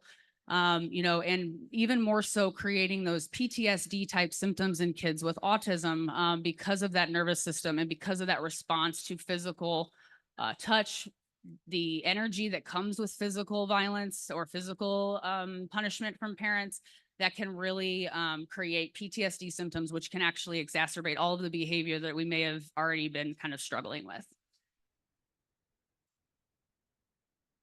So some tips to try, because I'm always going to be trying to give you guys something, just one nugget that you can take and maybe say, okay, I'm going to try this. Because I know it's really hard to say, oh, to go to all these TED Talks and listen to everything today and run with everything. It's very difficult for brains to do that in general. And so I think, little small things are important. So using positive reinforcement's a big one, teaching self-calming techniques to your kids and yourselves. Sticking to the routines for your kids, seeking professional help, whether that be in behavior, somebody that's going to help you understand that behavior, like maybe an ABA therapist, or maybe professional help for your own self and your own triggers. If your kids are constantly triggering you and you're, reacting to them in these ways that are, you're yelling and then you're going into your room and you're crying because you're like, why did I do that? I was not the best version of myself. These are all stories I hear in my office a lot. So I'm not speaking from experience, but definitely from a lot of parents' experience where you kind of, you get triggered. And so we really need to work on our own selves as adults in the room with these kids, making sure that we're regulated and that we can actually help them co-regulate. When they get here, we can't meet them here. We'll have to meet them here and allow them to meet us and help them come down from where they are at. And so I really think, things that are hard to do when we're not really regulated humans, ignoring harmless behaviors gets tricky. Like if a kid is doing something that's repetitive and it's annoying you and you're like, just stop that, knock that off. That's a you thing. It wasn't maybe harming anyone, not doing much, just kind of annoying. That word feels like a curse word to me and I don't like it, but I really want us to think about, oh, was that a me? And if it was, and you blow up, it's going to happen. Go back and repair. That was me, not you. Really help that nervous system for that kid understand, oh, I don't need to interpret that as I was bad or wrong. That was my parents' thing. Okay, good. Now I can kind of settle out of that a little bit and helps reduce the chances of trauma. School struggles are another thing that I hear a lot about and I get a lot of questions about. Why is my kid's behavior worse at school than at home? Why is my kid refusing school? My child and their teacher seem to have a lot of conflict. What can I do about that as a parent? And these are pretty common questions that I hear. And I think as a blanket statement, I'll say that the education system as is, and I say this a lot in my offices, is not set up for the neurodivergent brain. It just isn't. It's not a judgment. It's only a truth. And so a lot of times we need adaptations, we need modifications to make that work for our kids. And so to me, it's very clear that if a kiddo has a diagnosis of autism and is in school, that school is not created with their brain in mind or how they learn in mind. So to me, I'm always seeking accommodations and modifications for my kids because I feel that their brains are wired differently enough that we need to do the best by them and really make sure that we're supporting different learners. So why we might see school refusals, anxiety related to sensory experiences, loud noises, crowded classrooms, cafeterias are a big one. I have kids that won't eat at school. They just will not. And it's maybe not the food. We're packing them things they love. And it's not, the friends, they have some friends. It's not, but it's just the overwhelm decreases their hunger cues and they're just not hungry. And so, we can see that be an issue. Lack of understanding or support for their unique needs, like I was saying with the system, difficult social interactions with peers and teachers. This around 8, 9, 10, I see this kind of come in a little bit more where we're starting to notice difference a little bit more just developmentally as kids. And then if we don't know what to do with that information, then we can interpret it as something's wrong with us or we're bad. And so it's really good to know that school can play a part in that self-esteem for kids. Masking in school can lead to poor mental health in children from young ages and create different version of the child in different settings. So if you see a kid that's like chill and regulated at your house and you're like, oh, they're fine. They're just doing their thing and moving through. They comply okay. Everything's okay. But then at school, things get different. You know, that's a check to see, are we, what is the difference? It's not a judgment. It doesn't mean the teacher's bad. There's something bad happening. It just means that there is difference here that the child is experiencing, and we need to figure out how to support that. And then, you know, challenges in connecting with the curriculum is one that I actually see a lot with our kids, where they're just like, I don't care about this stuff. It's not important to me. I don't need to know this. And, you know, especially if it doesn't align with their learning styles or interests. And I'll just say, like, there's been times, I'm not a math person. I don't like math at all. But there have been teachers that have been able to get me to understand math and help me understand it, where it felt like I was accomplishing something and I didn't hate it for those years that I had it. So I do think that, like, that's just a very, like, high level example. But, you know, it doesn't always have to be a special interest thing. It just really has to make a kid feel successful. And I think that's just a big, you know, kind of overarching thing, is we want our kids to feel successful, engaged, connected, and understood. So IEPs are something we can do for these kiddos. We can really advocate for these, or a 504 plan. There's a lot of information next door about PAVE, about, you know, different ways to interact with school and teachers. There's also a couple booths out there with school, with special education personnel that are there. Feel free to seek out their information if this is something that you feel like is helpful. But the biggest thing, the biggest take home here is, we really want to foster open communication with teachers, school staff, so that we understand the child's needs. The child needs to feel regulated, safe, supported in order to learn. So it is important, and it does matter. Mental health matters in school. Self-esteem matters in school. We can't learn if these things are very low, if we're very depressed, if we're very anxious, if our ADHD isn't being supported. We can't learn to the same level as our peers. So just things to kind of keep in mind.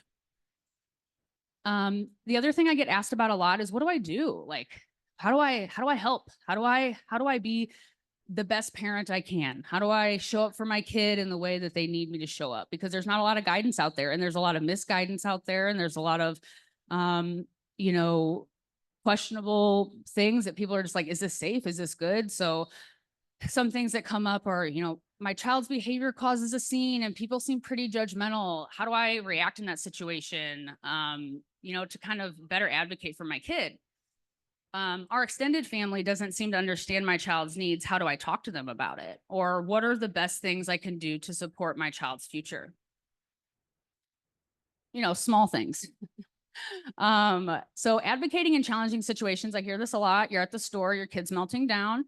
And you're doing everything in your power to keep it as calm and safe as you can. You're not going to, maybe, you know, if we're more evolved, I think, as millennial parents, especially, but we're not really spanking. We're not, you know, we're trying our best to really, really keep things calm. And you may have those judgmental individuals that are kind of like, well, why aren't you handling your kid? Or you need to be different with your kid. But you as the parent internally know that you're doing right by them, but the world will tell you otherwise. And that gets very tricky, because it gets embarrassing.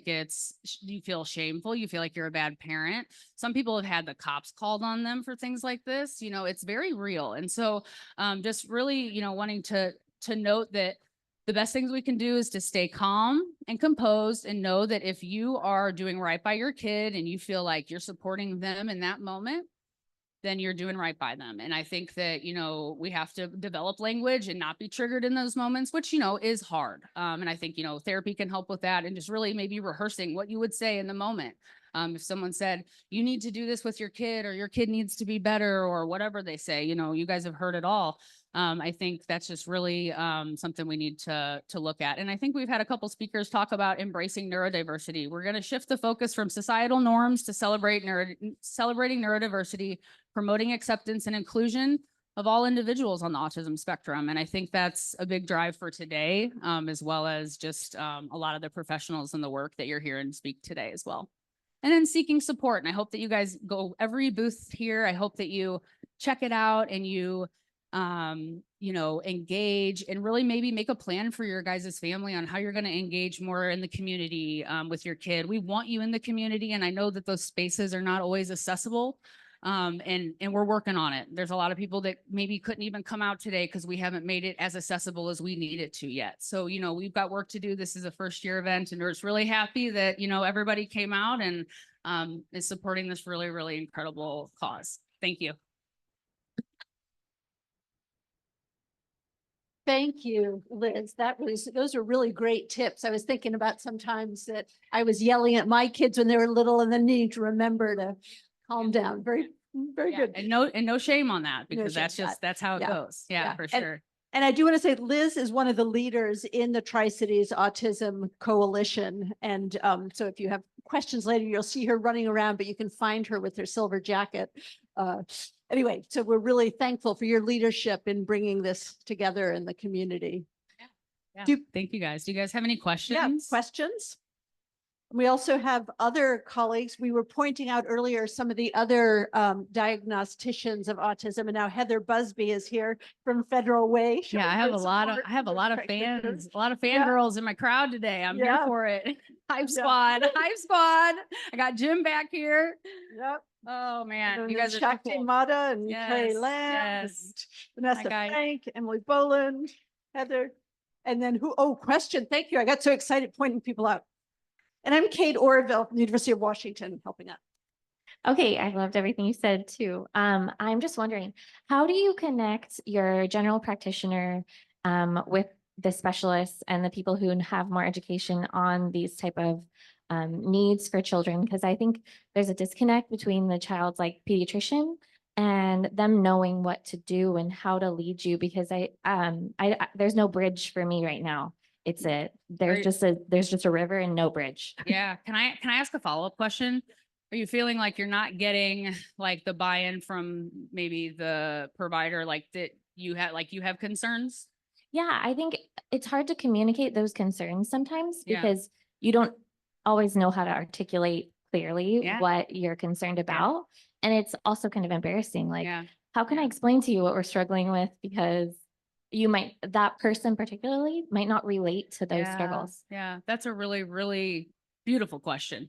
And is a complex one. And I think there is a hard answer, which is there is resources for them. I would point them in those directions. And I think, you know, after all of this is over, there'll be a lot to come out of it for providers when it comes to like trying to connect them with the COE program to get them at least even trained in what the process is. You know, I know a lot of providers have gone through the COE training that I went through and haven't actually gone on to diagnose autism, but I do find they are better pediatricians when it comes to autism because they've gone through it. So And I do want to say, so the COE program stands for Autism, well, it's Autism Center of Excellence Excellence, yeah. certification program. And especially if you have Medicaid, the diagnostician has to have gone through that program or be a neurologist, psychologist, or psychiatrist or developmental behavior pediatrician. But I'm happy if anyone's curious about that later to give you but more the hard information. the more nuanced answer is how intense you want to get with the clinician, because I really feel like if you have a concern about your kid and want a referral to a developmental somebody, then you should just be able to say that I have these concerns and get that. That's my personal stance. And I'm sure that there's professionals out there that would disagree with me, but I like someone said earlier, we need to listen to you as parents and families. Like that's my goal, is to always listen. I might not always have the answers, but that's the way clinicians should really be practicing at this day and age. And if you're not finding clinicians that are listening to you, find new ones. And that's really, really true. It's important. Okay. Anybody else? Thank you guys so Okay, much. Thank you. Okay. Well, now we have our next outstanding clinicians coming up. And are you going to be up together or? Okay, okay. Yeah, so I wanted to introduce Carrie Lamb, who is a physician assistant at Pediatrics for You, which for a long time has taken care of all kids, but also a particular heart for kids with special healthcare needs. And Carrie is going to be talking, and then Dr. Shakti Mata will be talking next. And let's see, you can use that or okay. Center button to advance. You know, that is a good question. There's our tech guy. Sorry, we probably should schedule like a minute between each. Let me just see.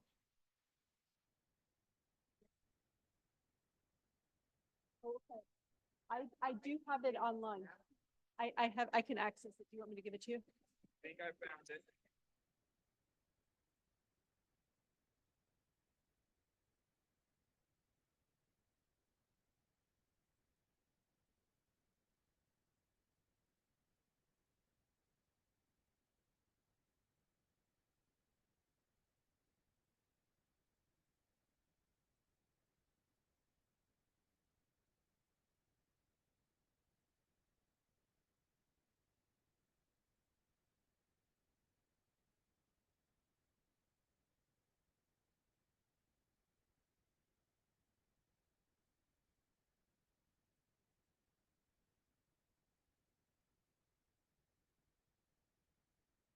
There's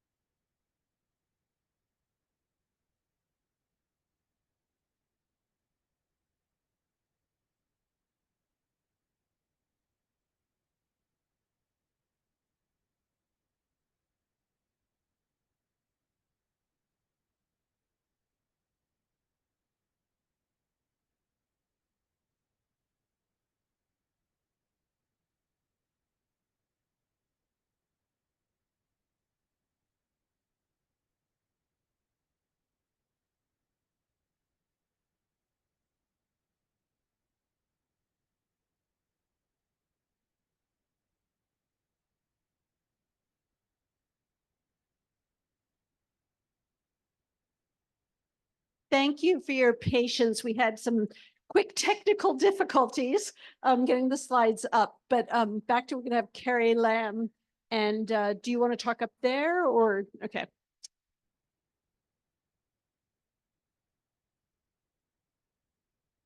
Set. All right. Good morning, everyone. Thank you for coming out. It's such an honor to be here today. So as Kate mentioned, my name is Carrie Lamb. I'm a physician assistant and I work at Pediatrics for You with Dr. Mata for the past 10 plus years. So my portion of the speech will include what the screening process looks like for autism spectrum disorder at our clinic. There's a little information about our office. All right, to start with the broadest scope of kind of our mindset, as we all probably know, during the routine wellness visits, one of the main goals is to perform developmental surveillance for all children.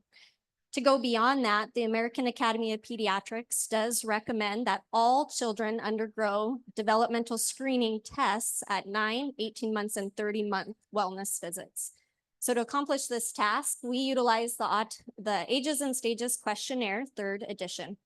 The parents fill that out during the triage process, and then it gives us scoring for their skills in communication, gross motor, fine motor, personal, social, and problem-solving skills.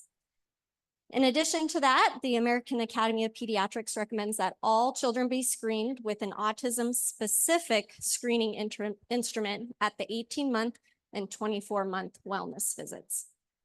At Pediatrics for You, the screening tool that we utilize is the Modified Checklist for Autism in Toddlers, revised with follow-up. But you can see on the screen there that there are other screening tools available to the clinicians. So with the MCHAT RF, it's given to the parents during the triage process of the visit, and it's just a simple 2-point screening questionnaire, meaning a yes and no format.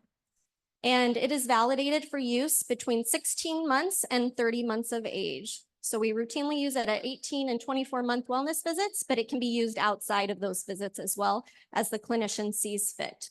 So it's a 23-point questionnaire. And after they complete that, we're able to score the questionnaire. So for scores between 0 and 2, the child is deemed low risk or negative screening. And in that case, the clinician just moves forward with the routine screening process. For patients that score between 3 and 7, they're considered moderate or medium risk. And this should prompt the provider to complete the follow-up portion of the screening tool. If after completion of the follow-up portion, the child still has 2 or more abnormal responses, it should prompt the provider to initiate referrals for early intervention or initiate the evaluation process. For scores between 8 and 20, the child is considered high risk for autism, and that should kind of surpass that follow-up portion of the screening tool and just move straight forward to the referral or evaluation process.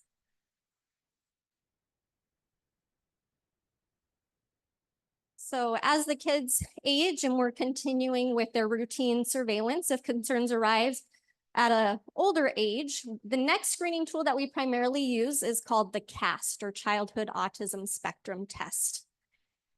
It was developed at the Autism Research Center at the University of Cambridge.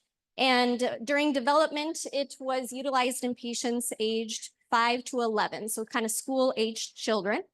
Although I do see resources, including the CDC, reference use down to 4 years old, and then even other resources down to age 3. So there is somewhat of a gap between that 30-month MCHAT and then the CAST. This questionnaire, again, can be provided to the parents, and it has 39 questions that are also that 2-point scale. So simple yes, no responses. And the cutoff threshold for this screening questionnaire is a score of 15. So a score of 15 or higher indicates the child is at risk for autism and therefore should receive further testing and evaluation.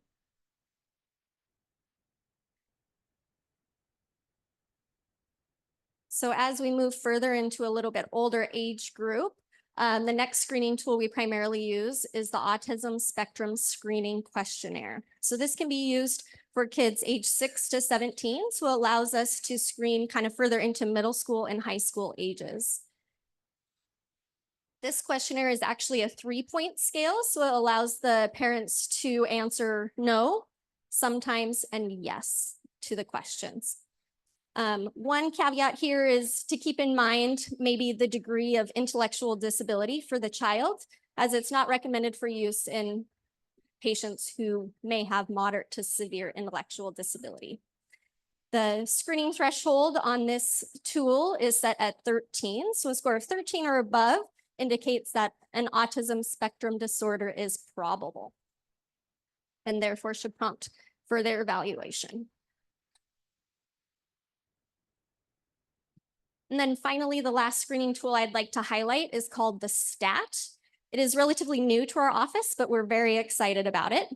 So it stands for Screening Tool for Autism in Young Children and Toddlers, and it is empirically based. And the key about it is it's an interactive screening instrument. It was originally designed for use in patients between 24 and 36 months. However, there is preliminary investigations into use in children down to 14 years old and through age 47 months old. So what the provider is able to do during this STAT screening is in the clinic setting, you are able to do kind of guided interactive tests with the children. So there's 12 different testing items. And what they're hoping to elicit is the child's ability to perform functional play acts, request items, imitate, and then there's one other, I'm sorry. Directing attention. So being able to direct the provider's attention to whatever the event that was going on during that testing item. So each of those 12 items has their own scoring rubric. And then upon using that scoring rubric, you use a summative score. For the different age ranges, they each do have different thresholds. So I didn't go into that on the screen, but each age group has their own cutoff score at which if you're above that score, you're considered at risk, or under that score, considered not at risk. So that concludes the screening portion of my talk, what we utilize at Pediatrics for You. So I'm going to pass things over to Dr. Mata, who will go over the evaluation and diagnosis process at Pediatrics for You. Hi, my name is Dr. Mata. I've been in the Columbia Basin for 25 years, since 1998, since I completed my residency. In Tri-Cities, I've been working since 2007 for last 17 years.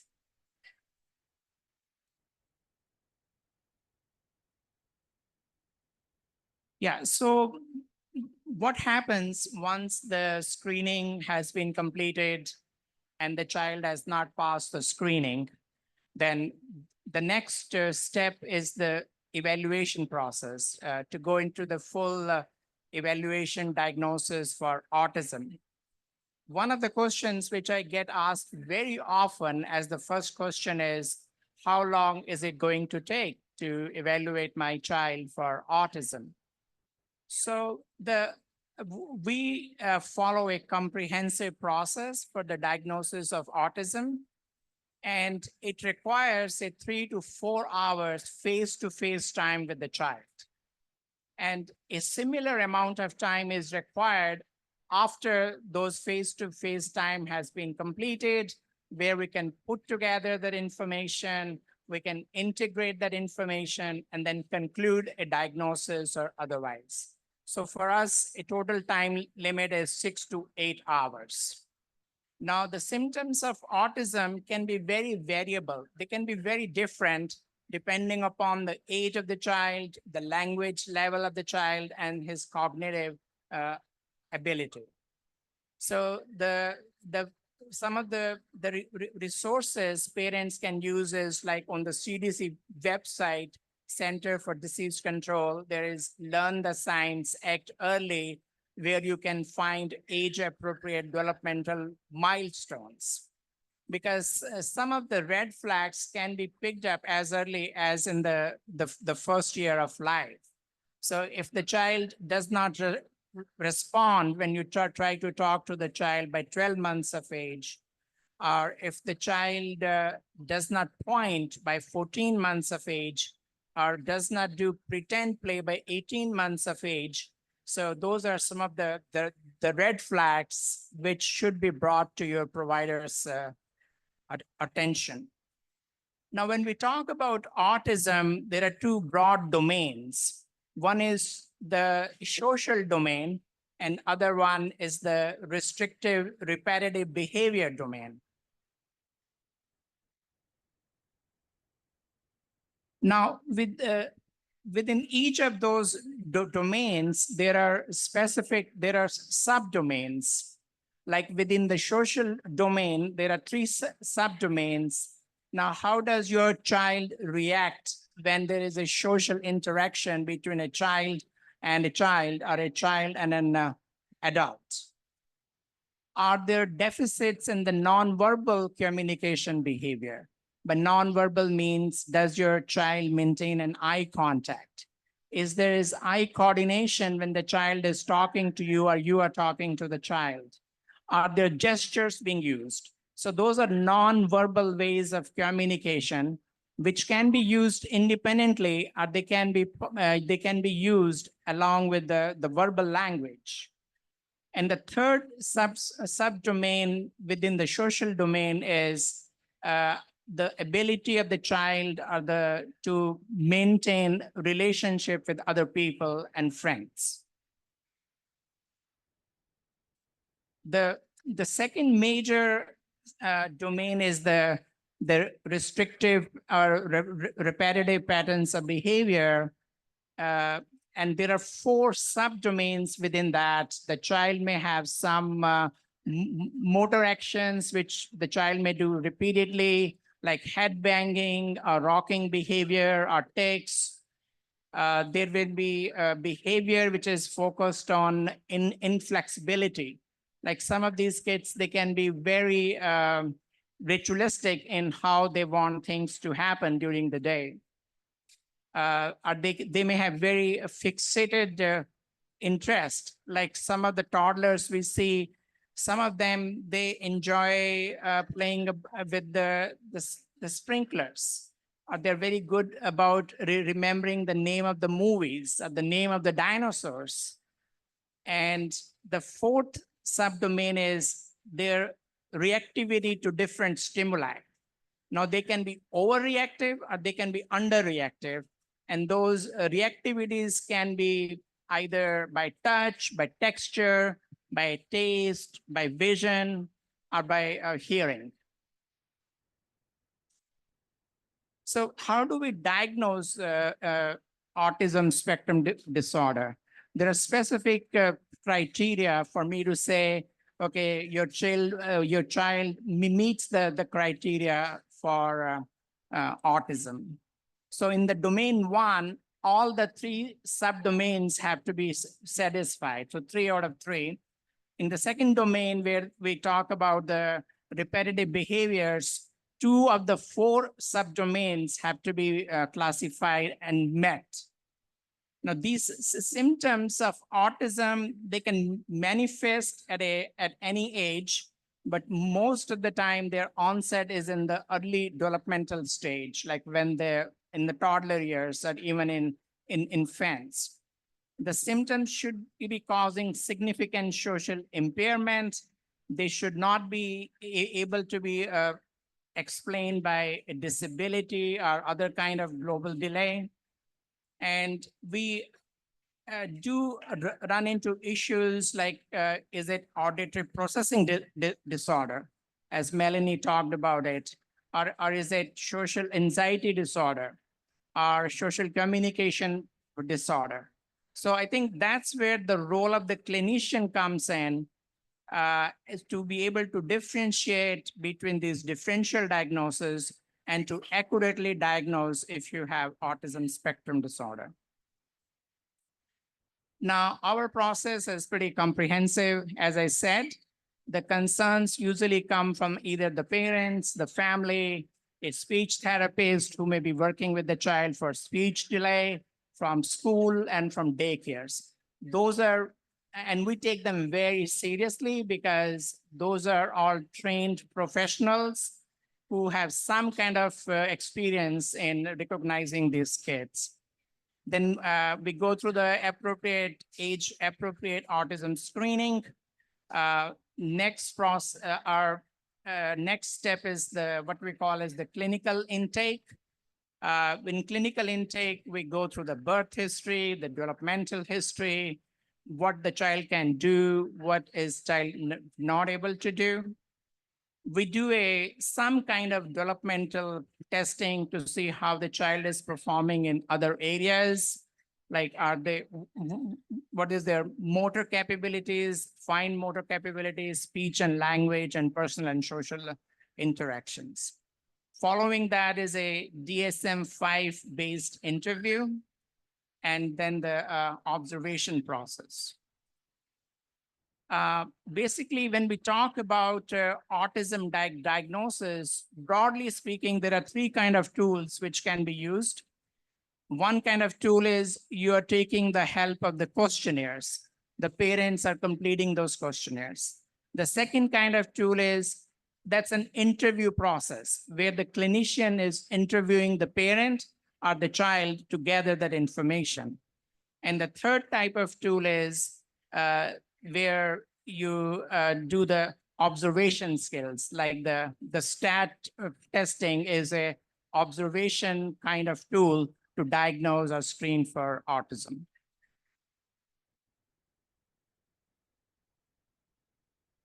Once we have gathered all the information, we put all the information together and then make a diagnosis or conclude otherwise.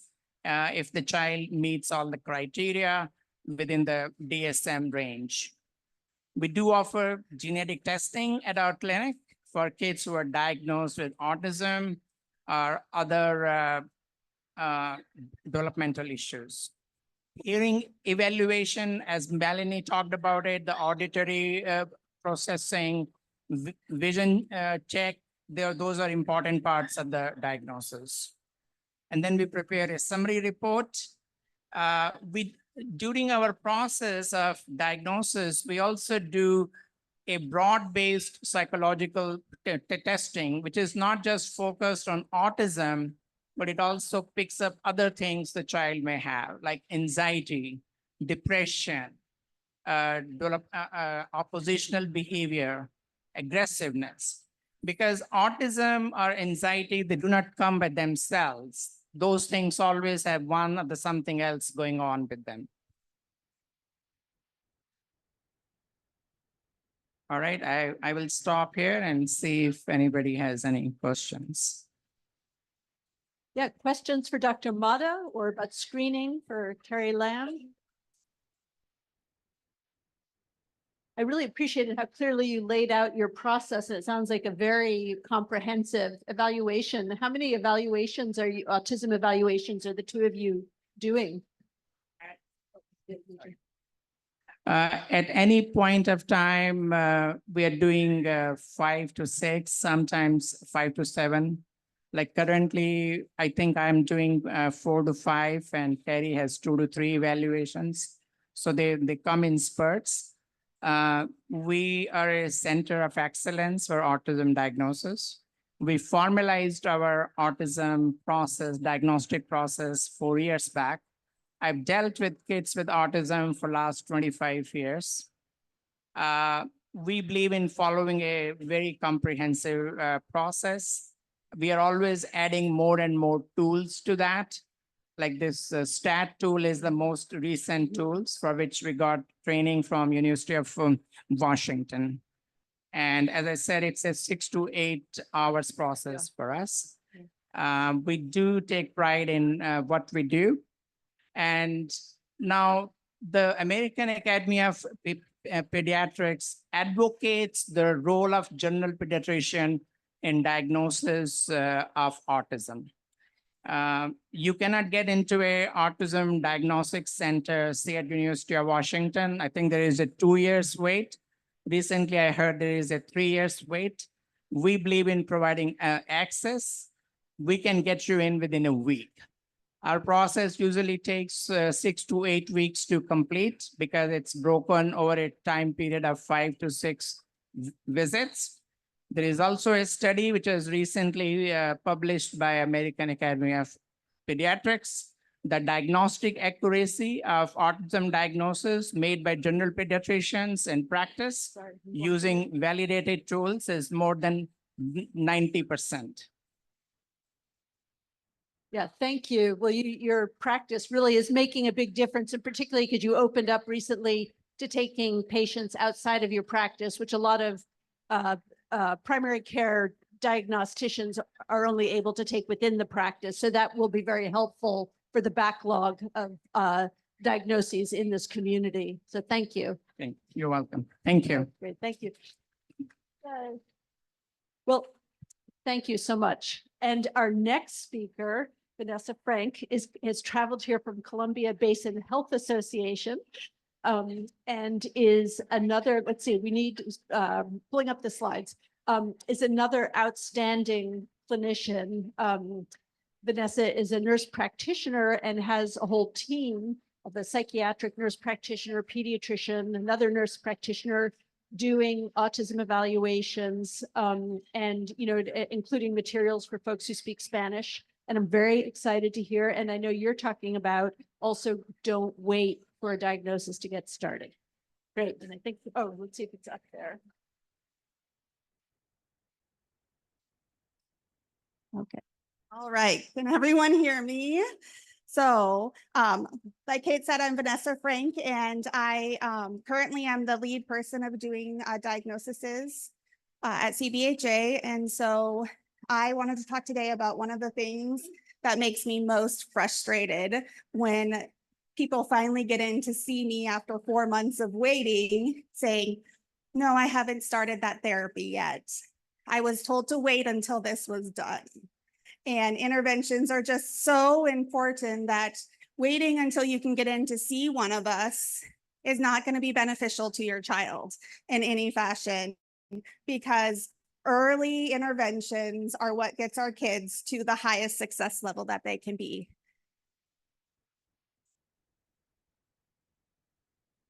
So what can those interventions look like for your child? We have our speech therapy, we have occupational therapy, physical therapy. If you have a child who has behavior issues, there is some therapy other than ABA that we can start, called parent-child interaction therapy. This helps the parents learn their child, the child learn their parent, how to interact with those things. We use it for many, many different things.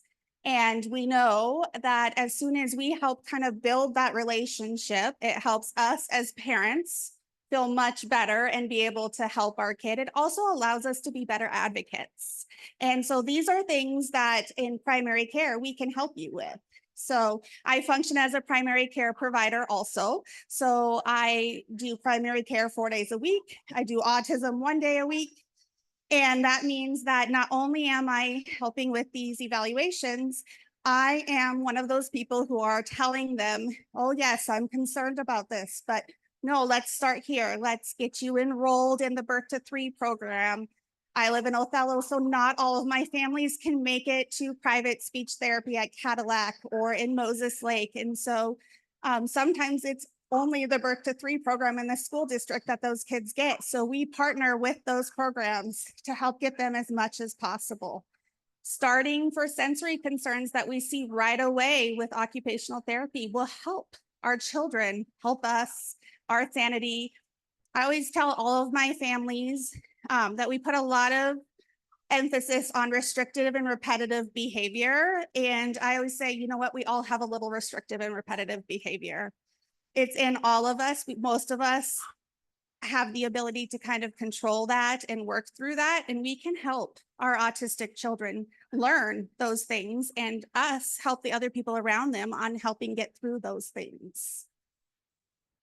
So the main way I wanted to kind of talk about this is I wanted to talk about 2 people of the many that I know that are autism and kind of how things have helped with them. So this is Olivia. She is almost 18. She is going to be graduating high school here this year. She's choosing to take a year off to kind of focus on her, and she wants to work a little bit and see how that works. And then she wants to go to school to give back to people like her. She wants to go into like healthcare management so they can understand autistic people and see how they can do. And she went about the average that a lot of people end up going with it. So she was 3.5 when she was diagnosed. She started showing signs as early as 9 months. So I am blessed, as in this young lady I have known since she was a baby because she is my best friend's cousin. And so I met her before I did any of this. And she was the child at all of the family get-togethers that was off by herself. She talked some, but it was mainly rehearsed from her favorite movies, favorite books. She would rather sit in the corner with an adult and read a book than do anything with any of the other little kids her age that were in her family. Through starting speech therapy, occupational therapy, even before her diagnosis, she's been able to become a young lady who now is a youth pastor leader at her church. She gets up in front of her church and sings with the choir and the worship team. She actually goes and into that, and she helps lead 7th graders in their route of this aspect. None of these things, her, Olivia herself, would have happened if she wouldn't have had those abilities to learn how to help her behaviors. And through these things, continuing with her, she's learning how to be her own advocate and how to stand there and tell people what she needs and let people know how she wants to be seen. And they both said, her and her mom, that she wouldn't be where she is today without the early interventions that she received. And that they feel like it is so important to get all of those in place before we start school. And so sometimes our children, they're not getting in for diagnoses until they're almost in kindergarten or preschool. And they may have transitioned to the school district for speech therapy and those sorts of things. And having all of these things in place before they're having to sit and learn in a way that kids aren't naturally learners is really important, so that we also as school and providers can help them. Other little one I wanted to talk about is Oscar. So he is kind of the prime example of what I see day in and day out because of where I live. So Othello, lots of migrant farm workers. And so I take care of the primarily Spanish speaking population and working through some of those things that are red flags for us here in the United States don't trigger as red flags for them sometimes culturally. It's also sometimes seen as, my child doesn't talk, that's my fault. I must have done something wrong.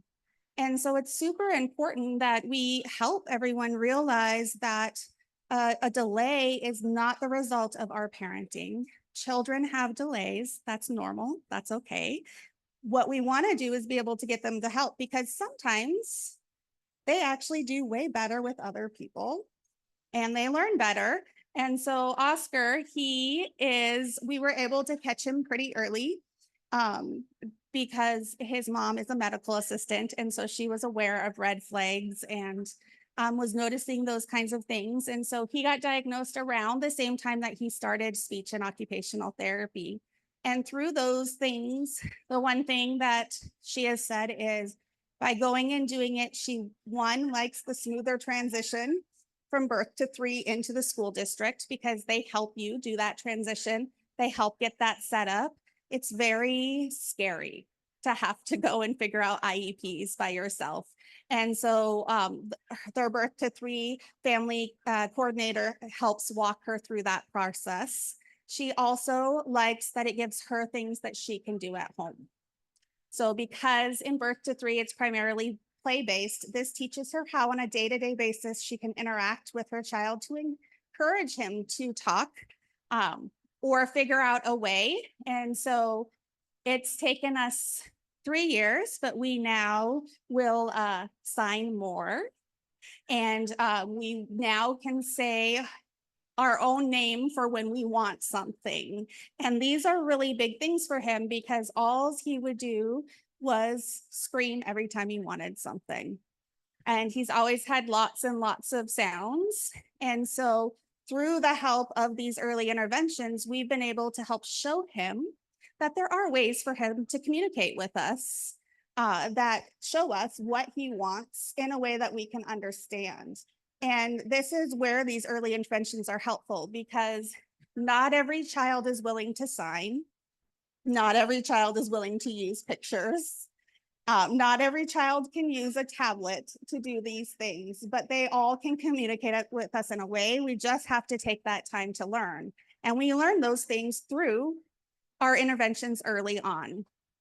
And so starting these interventions before you come for your autism evaluation not only helps in a number of ways for us who are doing them, but it helps to know that you're already plugged into your community, and then we can help you with those further next steps, especially if your child is of school age, because having them in these services before you come to see us means that we can help them learn and do, and no child should have to wait for an education plan with the school district till they have an autism diagnosis. If they have a delay that benefits them and requires that need, they should be evaluated. And that is one thing that we can do as providers, is to help parents advocate for their children and work through those things with them.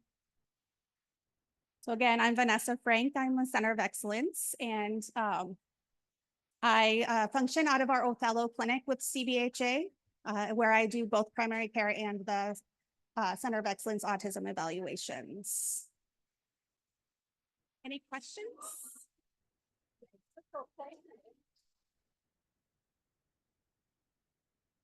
Questions? Maybe about, did you know about all these services or have questions about them? Or how to access them? I will say that Vanessa is this great example. You know, people were talking, Dr. Mata was mentioning, like at Children's Hospital in Seattle, it actually is a 3.5-year wait for kids older than 4. So what Vanessa is doing and other centers of excellence, Dr. Mata, Carrie, other people, Liz Vossenkemper, is opening up services close to home where you don't have to pack your kids into the car and go travel 3.5, 4 hours, 5 hours from the fellow to get an evaluation and then to be connected with local services. Do you find that you have gotten to know your local services better, the schools and early intervention? Yeah, so I actually partner with North Franklin, Othello, and the Walook school districts because we have clinics in all of those. We just opened a clinic in Pasco, so I'm just recently been getting kiddos from the Tri-Cities up to see me in Othello as the Center of Excellence, and so I'm navigating the school districts down here, but I meet regularly with the Walook, Othello, and North Franklin school districts twice a year to discuss how we can better help our kids. Does anyone have questions about how kind of thinking about working with your own primary care providers, if you have concerns, how to address things or bring them up? I agree with Liz. If you feel like you're not being heard, then you need to find someone who's going to hear you because you know your child best. And if someone's not taking the time to listen and help understand what your concerns are and get you to what you need, then they're probably not that best provider for you and your child. Okay, well, thank you, Vanessa. That was really helpful. And thank you for bringing your helper with you today. Thank you for coming. Okay, we have our next speaker. So is Melissa here? Melissa Pocaro? Oh, hi. Oh, sorry. You look so engaged. I should have known you were a speaker. Okay, wonderful. So Melissa is an occupational therapist and she's at Can Do Kids and does consulting and therapy services. And you're going to be talking about the dangers of tech and online predators, which is an important topic. I know having a son with intellectual disability, that is hard to figure out. Yes. So let's get. I sent them to you guys. Nope. Yeah, they're right here. Oh, they're right there. So no. Well, no, I sent them. Yeah. That's nobody sent them on to me. So maybe we can email them over.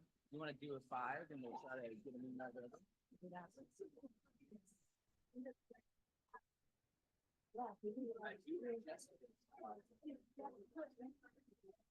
Is Jessica Hale here?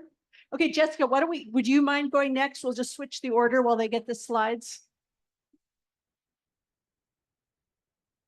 Okay, and excuse me, Jesse, how does Jessica's?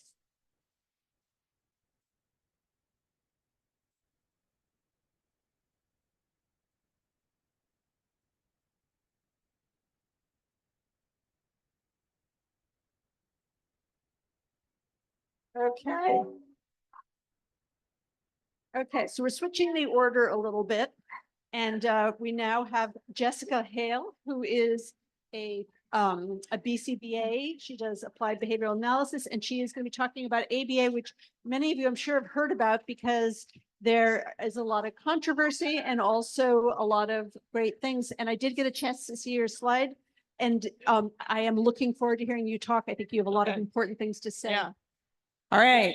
Surprise, surprise. It's ABA time. It's not everybody's favorite topic, but it's one of my favorite topics. So today we're talking about ABA, overview and common criticisms, or should I sign my kid up for ABA? Because I read some pretty bad stuff about it on the internet. All right, a little bit about me. I'm a BCBA. If you're not aware, that stands for a board certified behavior analyst. I started in ABA through coursework that I took in 2015 at Westfield State University in Westfield, Massachusetts, which is where I'm from. I moved to Washington State in 2016, where I became a certified behavior technician and I was working in a clinic setting. I got my BCBA in late 2020 and started practicing as a BCBA in 2021. And I have experience working in clinics, schools, and in home. I'm not real good at email. I have ADHD. It's probably not going to get any better at this point. So if you've emailed me and you didn't get an answer, I'm sorry, I will get back to you, or email me again. I will get back to you eventually. I have other good qualities though, among which I'm pretty good at ABA. So let's talk about that.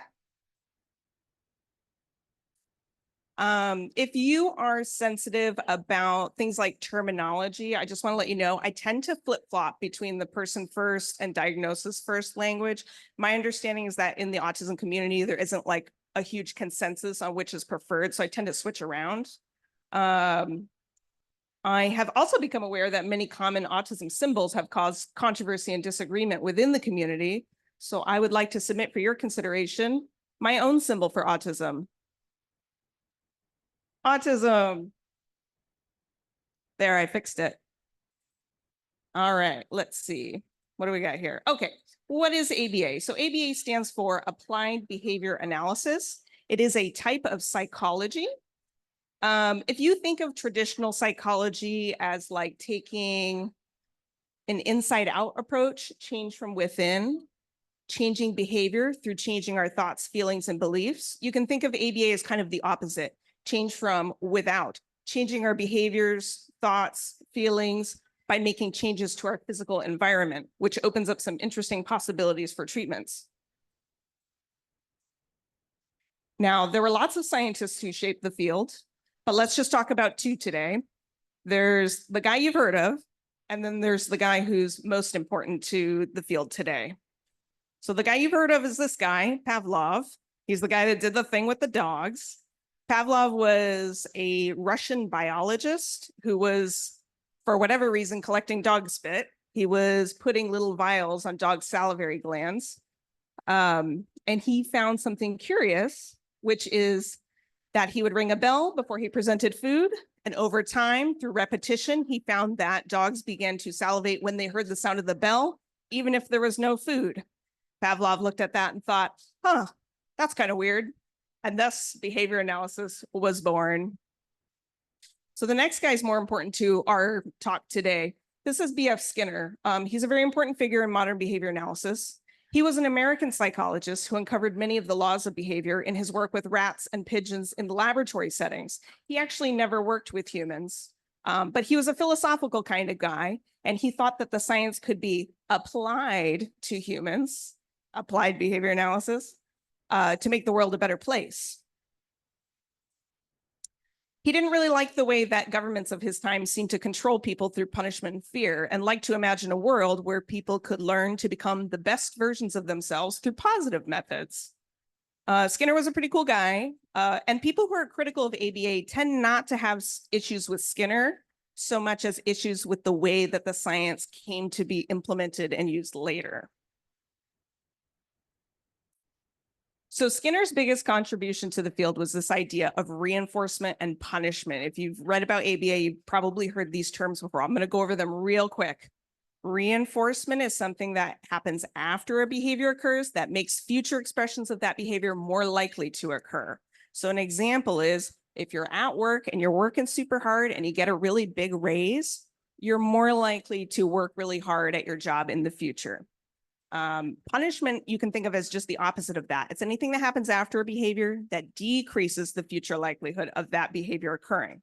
Another example is if you're speeding and you get pulled over by the cops and you get a ticket and a fine, the next time you're driving that stretch of road, you're less likely to engage in that behavior of speeding.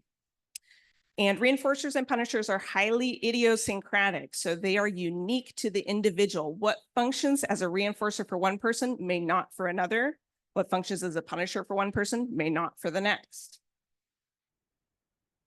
So Skinner did have some concerns about his science, about how his science might be used. So here's a quote from him. Physics may tell us how to build a nuclear bomb, but not whether it should be built. Biology may tell us how to control birth and postpone death, but not whether we ought to do so. Decisions about the uses of science seem to demand a kind of wisdom which, for some curious reason, scientists are denied. If they are to make value judgments at all, it is only with the wisdom that they share with people in general. Science endows us with knowledge, but not necessarily morality. So here's where we start to get into trouble. Here's some historical examples. First, we've got the Little Albert experiment, a very early experiment in behavior analysis, where they repeatedly presented essentially a baby with a nice white fluffy bunny rabbit. And then some guy would come out with symbols and scare the pants off the child. They would do this repeatedly until the child began to fear the rabbit itself. So basically, they conditioned a phobia in a small child just to see if they could. That kind of research is not allowed today. We do not do anything like that. I'm going to skip over Seligman because we're just kind of pressed for time today. But let's talk about the JRC. That's the Judge Rottenberg Center, which has a lengthy history of abuse.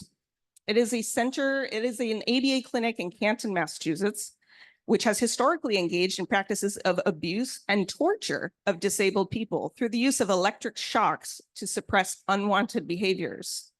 They've also engaged in the improper use of restraints, resulting in multiple deaths over the years that they've been in operation, plus some insurance fraud sprinkled on top for good measure.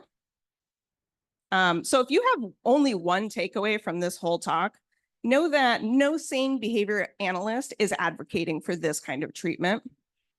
No behavior analyst is going to roll up to your house and start putting electrodes on your child. I certainly don't. The things I have in my bag are like bubbles, balloons, cars. Nobody's doing this anymore, except for them. They're still open. All right, let's talk about some criticisms of modern ABA. Criticisms of modern ABA tend to focus on practices which were widespread from about the 1960s through to about the early 2000s. Namely, we have something here called the Lovas method, named for a researcher from Norway. And the Lovas method uses a high number of therapy hours per week, 25 up to 40 hours of ABA therapy per week, which, as you can imagine, is quite a lot, especially for a young child. Sorry, I lost my place. Okay. They also use, in the Lovas method, they used a strict table-based approach, which was not very naturalistic and which a lot of children didn't like doing. And especially in the early days, a very casual attitude towards punishment. So over the years, autistic advocates have spoken out against these practices, and they have subsequently fallen out of favor among practitioners. Autistic advocates have also pointed out the harm of practices such as forcing individuals to make eye contact when it is uncomfortable for them to do so, or forcing them to suppress their need to engage in stimming, which many people with autism describe as something that is soothing, relaxing, helps them kind of cope, process emotions. So these practices have also largely fallen out of favor among ABA practitioners. There might be a few still out there doing it, but in general, this is very, very unpopular to do. All right, let's talk about what people like about ABA. It works. There's a mountain of scientific research to prove it. And it works in many situations where other methods fail because of that unique, environmental approach that it uses. So it can be used to teach positive skills that can open up a world of possibilities for children with autism, such as self-expression through language, social skills, which provide opportunities to develop meaningful friendships across the lifespan, decreasing problem behaviors, which create social barriers, and creating more opportunities to participate in the human experience. Nowadays, it's usually pretty fun. You peek in on a modern ABA session, it's usually play-based. Play-based and child-led is the preferred format nowadays. Kids get to do a lot of fun activities. They get to do more activities they like and fewer activities that they don't like. And my personal experience, most practitioners that I have worked with in the field seem to be highly empathetic and sensitive to the children's needs. I think Autism Awareness Movement has had a major positive impact on ABA. And for the most part, we genuinely do want to help. However, there are still some problems with the modern ABA industry. It can be a very demanding job, and practitioners at all levels are prone to experiencing burnout. This contributes to high turnover, especially within the technician role, which can lead to poorly trained staff and service interruptions for families. Then there's the blessing and curse of insurance companies, which both serve as the lifeblood of the industry in terms of financial backing and also a terrible blight upon it, frequently interfering with the quality of the services provided. So in general, if your child is in ABA, how can you tell if they're receiving quality care? Here's some interesting questions to ask. Does your child seem to enjoy therapy time, or are they screaming at the door? If they're screaming at the door, that's a red flag. But if they're happy to see their therapist and they're marching right in, that's a green flag. We like that. Does the therapist seem to enjoy time with your child, or do they seem to hate their life? If it's the latter, you might want to consider getting a new therapist. Do the treatment goals seem meaningful to your child? Are they individualized? Or do they seem like they just came off a random assessment? Are they practical? Are they overly academic? Is it more like a school goal? Or is it something like an everyday life goal? Because we like those. Are they reasonable? Are they developmentally appropriate? Is there a reasonable number of targets? Do the therapists allow you to observe the session? Like if you just want to pop in unannounced and your therapist seems like really uncomfortable about that, that might be kind of a red flag. You should be able to kind of just pop in whenever you like. I like the in-home format because the parent is with me the whole time and they see the whole process. So, and how much info do you get when you pick your child up? Do they just say, oh, good day, bad day? Or do they give you like a little rundown if you ask for it? That's a good sign if they can give you a lot of detail. So let's just briefly talk about where ABA is headed. There's a recent emphasis on trauma-informed and assent-based care coming from those individuals with autism who now as adults are reporting, hey, the therapy I had when I was a kid, I did not like that. I found that traumatic. Methods based on the use of aversives are quickly falling out of fashion. If punishers are used at all, they tend to be very mild. Like, you know, instead of a 10-minute timeout, they might do a 10-second timeout. We try to go with the tiniest amount that we can, you know, be effective with. And we tend to try other methods before going to punishers. Handsy methods are no longer the go-to. So a lot of hand over hand prompting, do this, putting hands all over your kid. We try not to do that. Whereas that used to be like the default. Also problems with escape extinction. If a child doesn't want to do something, are you going to repeatedly force them to sit and do it? Nope, you got to do it. You got to do it and keep putting them back at the table. No, we don't do that anymore. So individuals are allowed to be individuals. If you want to STEM, STEM. You want to be quirky and odd, be quirky and odd. We don't have a problem with that. I think the autism acceptance movement has been really helpful in this regard. And also I want to talk about a specific researcher, Dr. Greg Hanley, who emphasizes a concept called HRE, which stands for happy, relaxed, and engaged. And his idea is if a child is not happy, relaxed, and engaged in their environment, it is not time to present a learning trial. We have to get to know these kids, get to know what they love, what makes them feel calm and safe. And he also has this idea of synthesized reinforcement. If they like Legos and they like bubbles and they like Skittles, instead of doling them out piecemeal, why not just have them all there? Let them enjoy all the things that they want to enjoy all at once. Throw a party. So the final question here, is ABA right for my child? That's for you to decide. I can't make that decision for you. I can tell you about ABA, but I can't tell you if it's right for you or your family. That's going to really depend on your values and your judgments and what's a priority for you and your family. But this presentation, we barely got into it. I could talk about this for like 6 hours. So there's a lot more to it. Never be afraid to ask questions. If you want to ask me questions, here's my info. I think I'm going to put these slides on my website too, because I know they're pretty information dense. So you can peep at them later. And again, if you email me, it might take a minute. I'm not very good at email, but just be patient. And that's that. Thank you. Does anyone have any questions? Yeah, wondering about questions, and I'll bring you the mic if you do. I know ABA is. Yeah, ABA is a hot topic. Yeah, it's a hot topic. So does anybody have experience with ABA, either directly or friends or loved ones who've done it? All right, this is the best possible outcome. I was expecting to get grilled. Okay. Great. Good. Do you have any questions? Well, it was just interesting hearing you talk, and there were a number of things I hadn't heard about. There actually is this movement. Do you take Medicaid? I don't, because of Okay. the problems I've experienced with insurance. Okay. I went private practice, private pay. Okay. Yeah. I was just wondering because there is some work being done right now for helping improve the process for Mhm. ABA therapists who take Medicaid and between Yes. the diagnosticians. Because it the is ABA and the taking management Medicaid as organizations. an ABA therapist, it is a hellish process. Yeah. Well, we're working on trying yeah. to recognize that the Yeah. rates are low. To Yeah. so- So hopefully, yeah, hopefully in the future that will change. Okay. I would like to take it. Okay. Yeah. Okay. All right. Well, Thank you. you. Okay. Do we have the slides? After the walk. Okay. Well, we will see. So is Crystal here? Oh, thank you for clapping. Is Crystal here? I know our schedule's a little different. We might have a little break then. Okay, so we'll get back to you, I guess. So after the walk is when we'll do another talk and for Crystal, okay.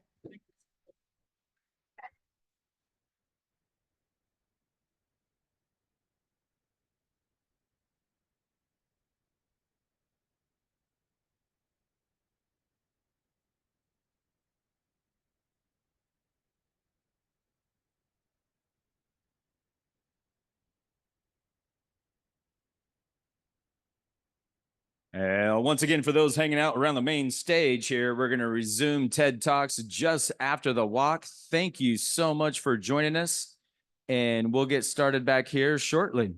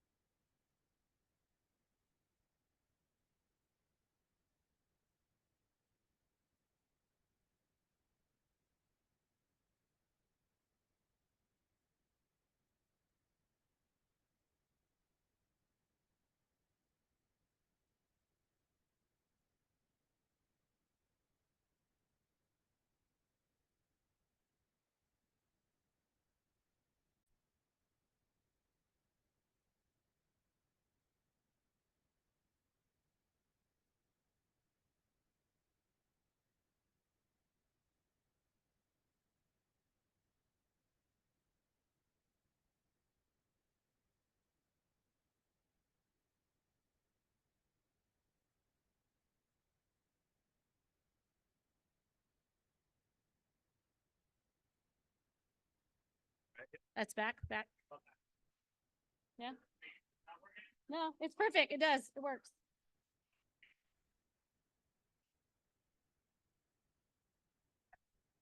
Okay, welcome back to the TED Talks, which are being recorded and will be available to be seen later. So we are small but mighty for the afternoon session, but there is great information from Melissa, who is an occupational therapist. Melissa Porcaro,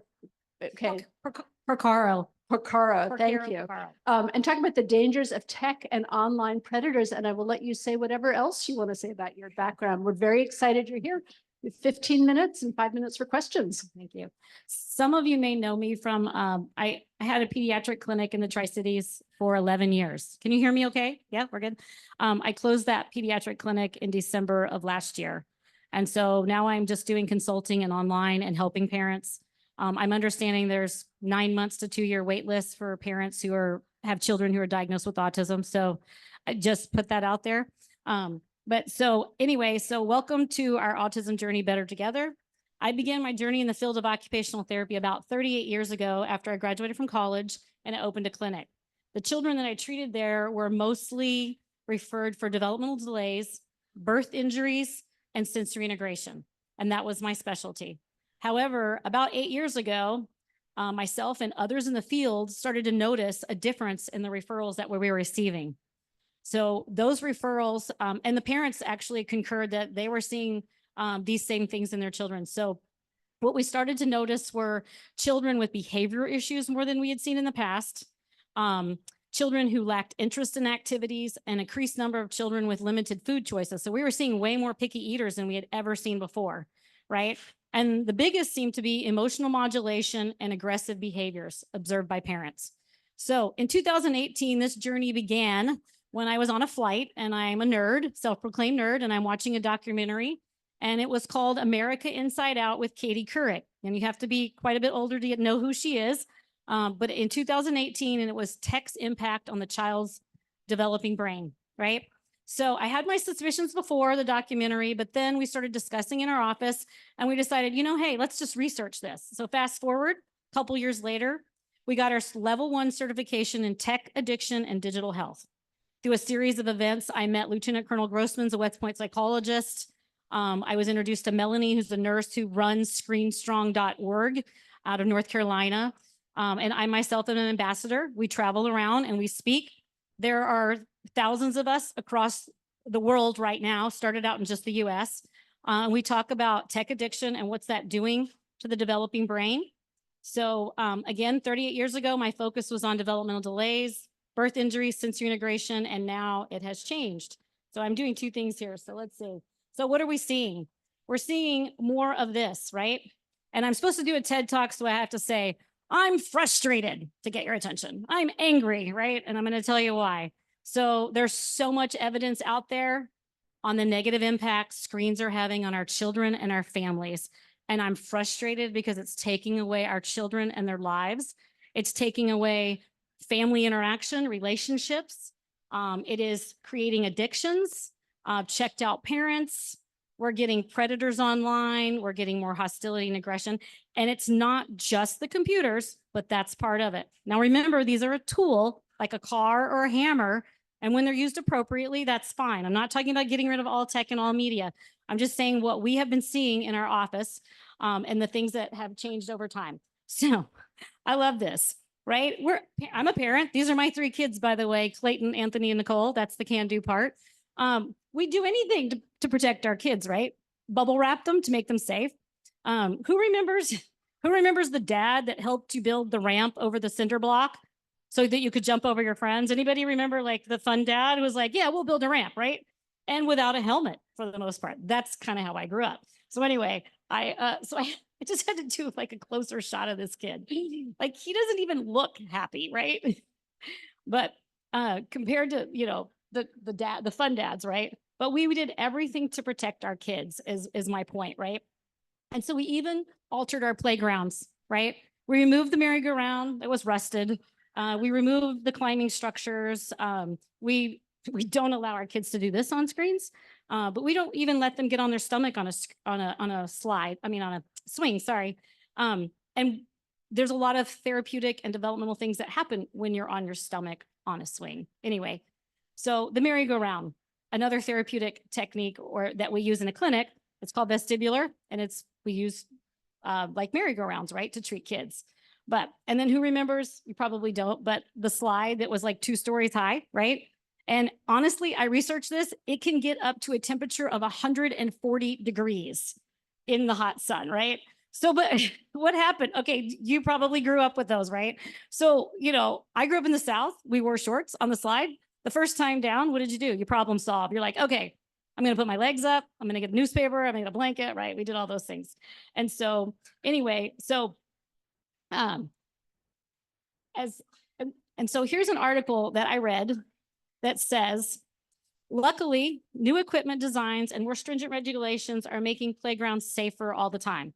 So while you may be nostalgic for the old metal merry-go-rounds and the chipping paint, new playgrounds are doing a much better job of keeping our kids out of the ER. So mission accomplished, right? Our kids are safer. But are they safer? I don't know. I don't think that they are. So we're keeping them inside, right? And they're not running, they're not playing as much, they're not moving their bodies, and that has a lot to do with neurological development.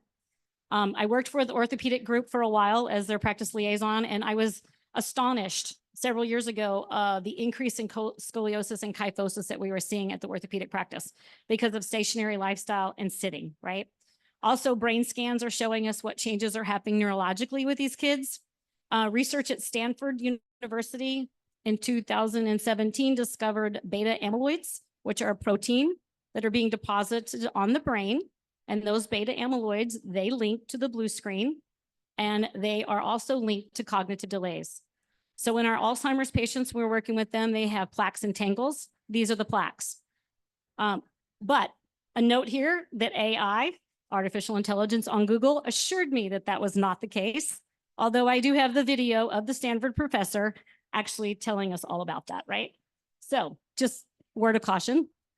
And so in 2016, this American psychologist said, we are on the verge of the biggest mental health crisis our country has ever seen. That was 2016. Where are we now, right?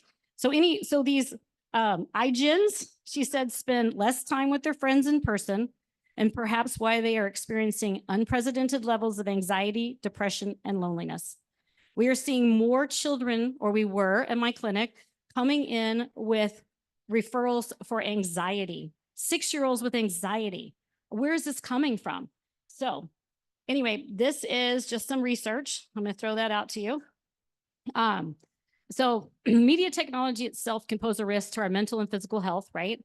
But excessive screen has been linked to a variety of negative impacts, including anxiety, depression, and sleep disturbance. So when you're on that screen at night, or your children, especially the developing brain now, it doesn't impact us as much as the developing brain, but that brain does not shut down. So when you turn that off and try to go to sleep, that brain is still going, right?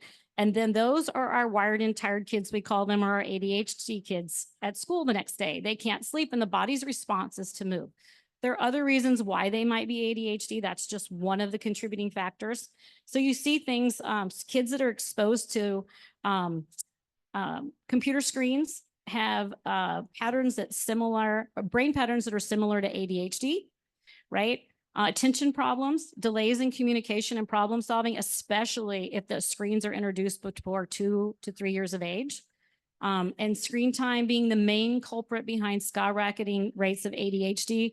And that's by Victoria Dunkley. She actually is one of our Screen Strong ambassadors. She's a doctor. She has letters behind her name, which give her more credibility than us.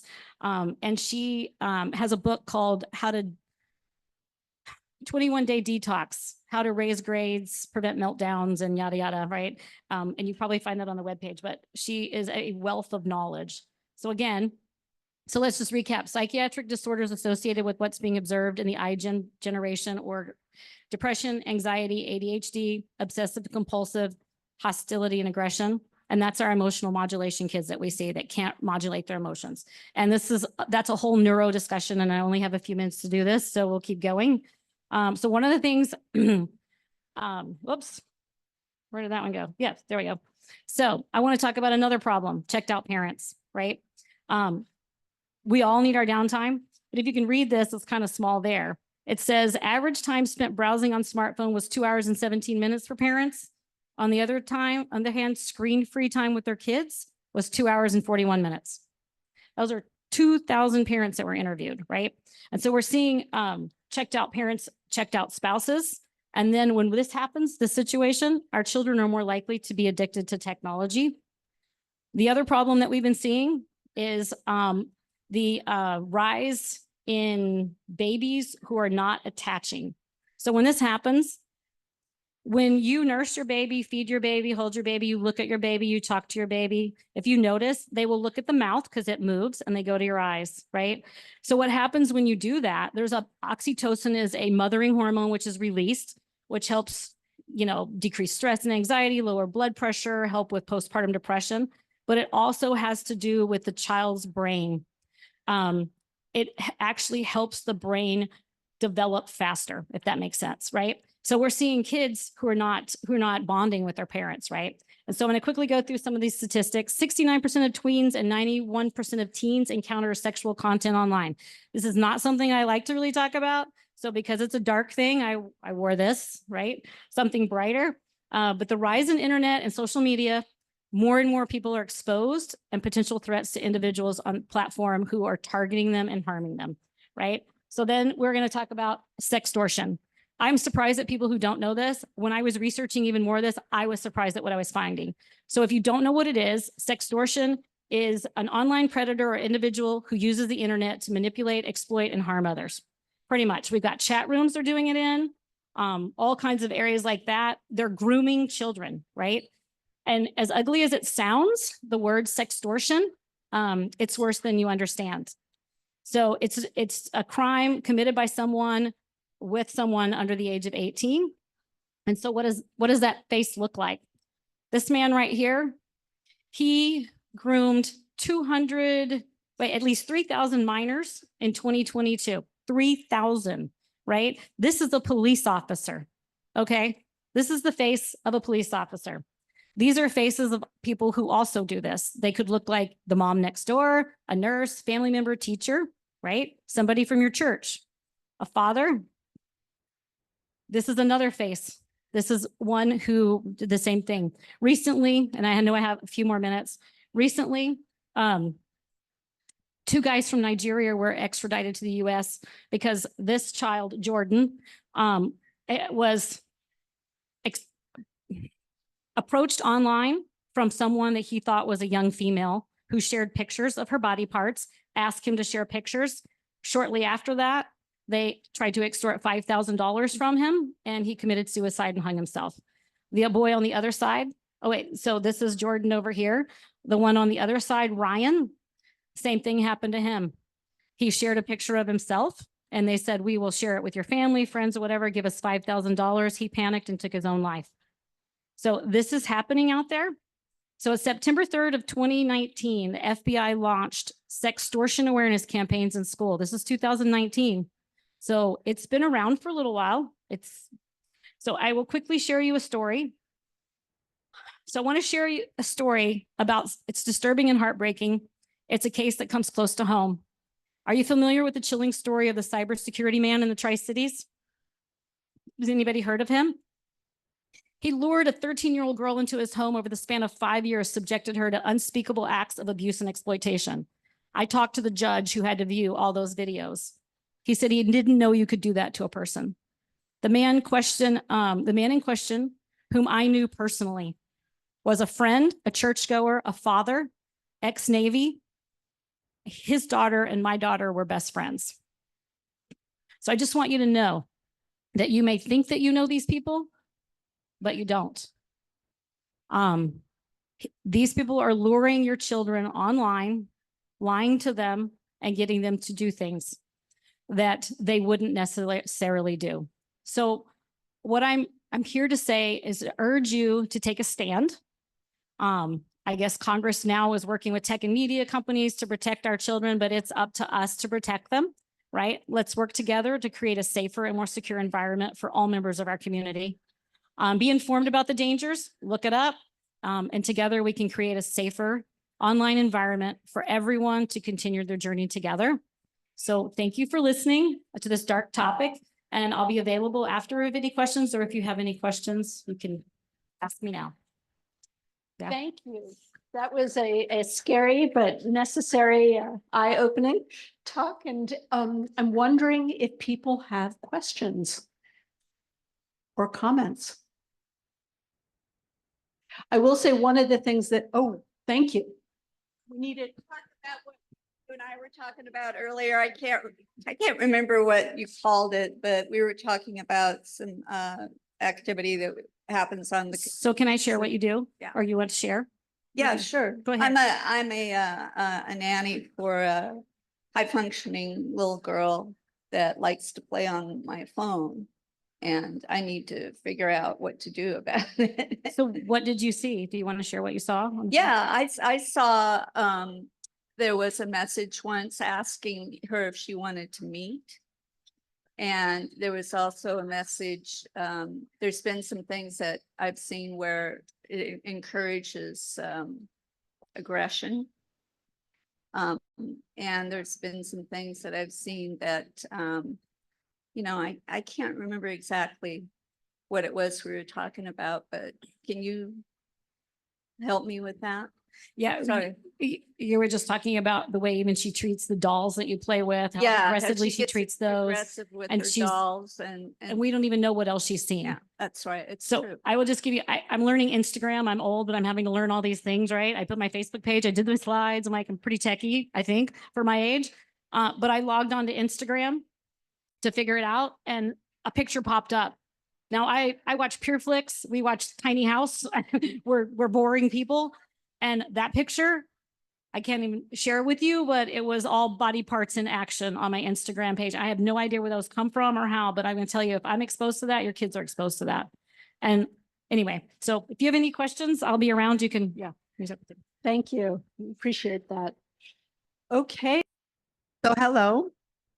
I do not have a PowerPoint today. because I was actually invited to do this kind of at the last minute. I think someone canceled or something, but I still said yes. Mainly because I'm really passionate about food. And I've had my own long journey with health crises, and I really believe in the Hippocrates model, let food be thy medicine and medicine be thy food. So with that, we're going to talk a little bit today about how food affects us, our brain chemistry, and the connection to autism. So the relationship between nutrition and mental health has gained increasing interest these days. There is a growing body of scientific studies linking the connection between what we put in our mouths, how we feel, our brain chemistry, our behavior, and our overall well-being. Today, I'm going to talk with you about the strong connections between the microbes in our gut, called the microbiota, glucose levels, or otherwise our blood sugar levels, excitotoxins, brain chemistry, and amino acids, and how all of those are connected. The typical standard American diet is composed of low calorie, low fat, high carbohydrate, processed foods, which have a negative impact on everyone's health, including our children, and especially children with autism. One of the impacts that food has is our health gut. There's been more and more research connecting how the microbes in our gut actually are our second brain. And it's a pretty amazing body of study these days, how our microbes actually create what's called the gut-brain axis, the gut-immune axis, the gut-heart axis, and even our gut-liver axis and our gut-bones axis. So the microbes in our gut are affecting every aspect of our body. Certain foods and dietary patterns also affect our blood sugar levels, which in medical terms is often called glucose levels. So I'll use blood sugar and glucose interchangeably. Blood sugar levels also collapse our immune system. For every teaspoon of sugar that we consume, our thyroid and our immune system shuts down for over 4 hours, making us really susceptible to catching things that are around us. Also, those sugars and high carbohydrates feed the bad bacteria in our gut, overpopulating it, and so the good bacteria can't grow. This really affects our moods. A recent scientific paper, authored by over 43 scientists of multiple disciplines, has found a strong link on how our gut microbes affect our immune system, our genetic expression in the nervous system, and possibly even exacerbating autism spectrum behavior. Processed and packaged foods and fast foods lack nutrients and are full of what's called anti-nutrients, especially in the form of excitotoxins, food additives, artificial color, artificial flavors, preservatives, and food chemicals to preserve the food to last on the shelf for infinity. A Twinkie can sit in a landfill for over 10 years and still be a Twinkie. That's a little weird. These chemicals, again, they deplete our immune function and create an imbalance in the lining of our gut.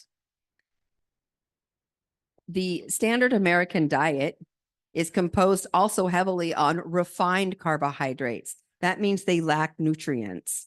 When your food is the color, with the exception of cauliflower, when your food is the color of white or tan, the lack of color means it also lacks bioflavonoids. Bioflavonoids are the healing component of all foods. The more color you eat, the healthier your brain will be. And this isn't just like a phrase, it's actually scientifically proven. We actually need to eat the color of the rainbow because of the bioflavonoids that foods contain. Also, high carbohydrate foods put us on the blood sugar roller coaster. When we increase the blood sugars in our bloodstream, it puts us on this spike up and down, really affecting our moods. High blood sugar really is a silent inflammation killer. It causes cardiovascular disease.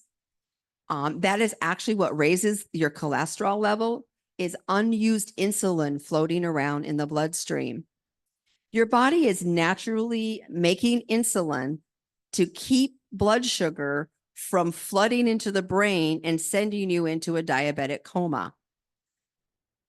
So when the insulin, there's so much insulin in your body that your body can't utilize it, it stores it as fat. It stores it as fat, not only in your belly, but all around all the organs of your body. That's what fatty liver is about. It'll also create like a hardness of your heart and a hardness of your arteries, making it really hard for blood flow to get to your brain. So carbohydrates can be good and they can be bad. If the carbohydrate has lots of color, it's generally good for you. If the carbohydrate is white or brown, eat it in a small quantity. Also, I noticed that a lot of kids really only want to eat those simple brown and white foods. We like chicken McNuggets, we like French fries, we like bread, we like potatoes, potato chips, and none of those foods have very much nutrients in them. So you need to eat those in less quantity and eat foods that have a higher color content. Let's talk about excitotoxins next. Most people don't know what excitotoxins are, and they're causing a huge health crisis in America right now. Excitotoxins are hidden in all processed foods. If it comes from a package, it most likely has an excitotoxin in it. Excitotoxins overstimulate your brain neurons, leading to cell exhaustion and potential damage, and exacerbates neurological diseases like autism and Alzheimer's. Children are especially vulnerable to excitotoxins. Excitotoxins are also food coloring, artificial flavors, monosodium glutamate. What else? Hydrolyzed proteins, which is kind of like a textured vegetable proteins. All of those have excitotoxins, and it's also hydrolyzed yeast, which you'll see a lot in all the potato chips, especially like Cheetos and hot Cheetos. Those are just full of excitotoxins. In fact, it's just a bag of excitotoxins with a little bit of cornmeal in it, essentially. So they're really harmful to our health. It is advised to avoid processed foods and drinks because they also contain aspartame, which is another form of an excitotoxin. It is actually better to drink a real soda than to drink a diet soda.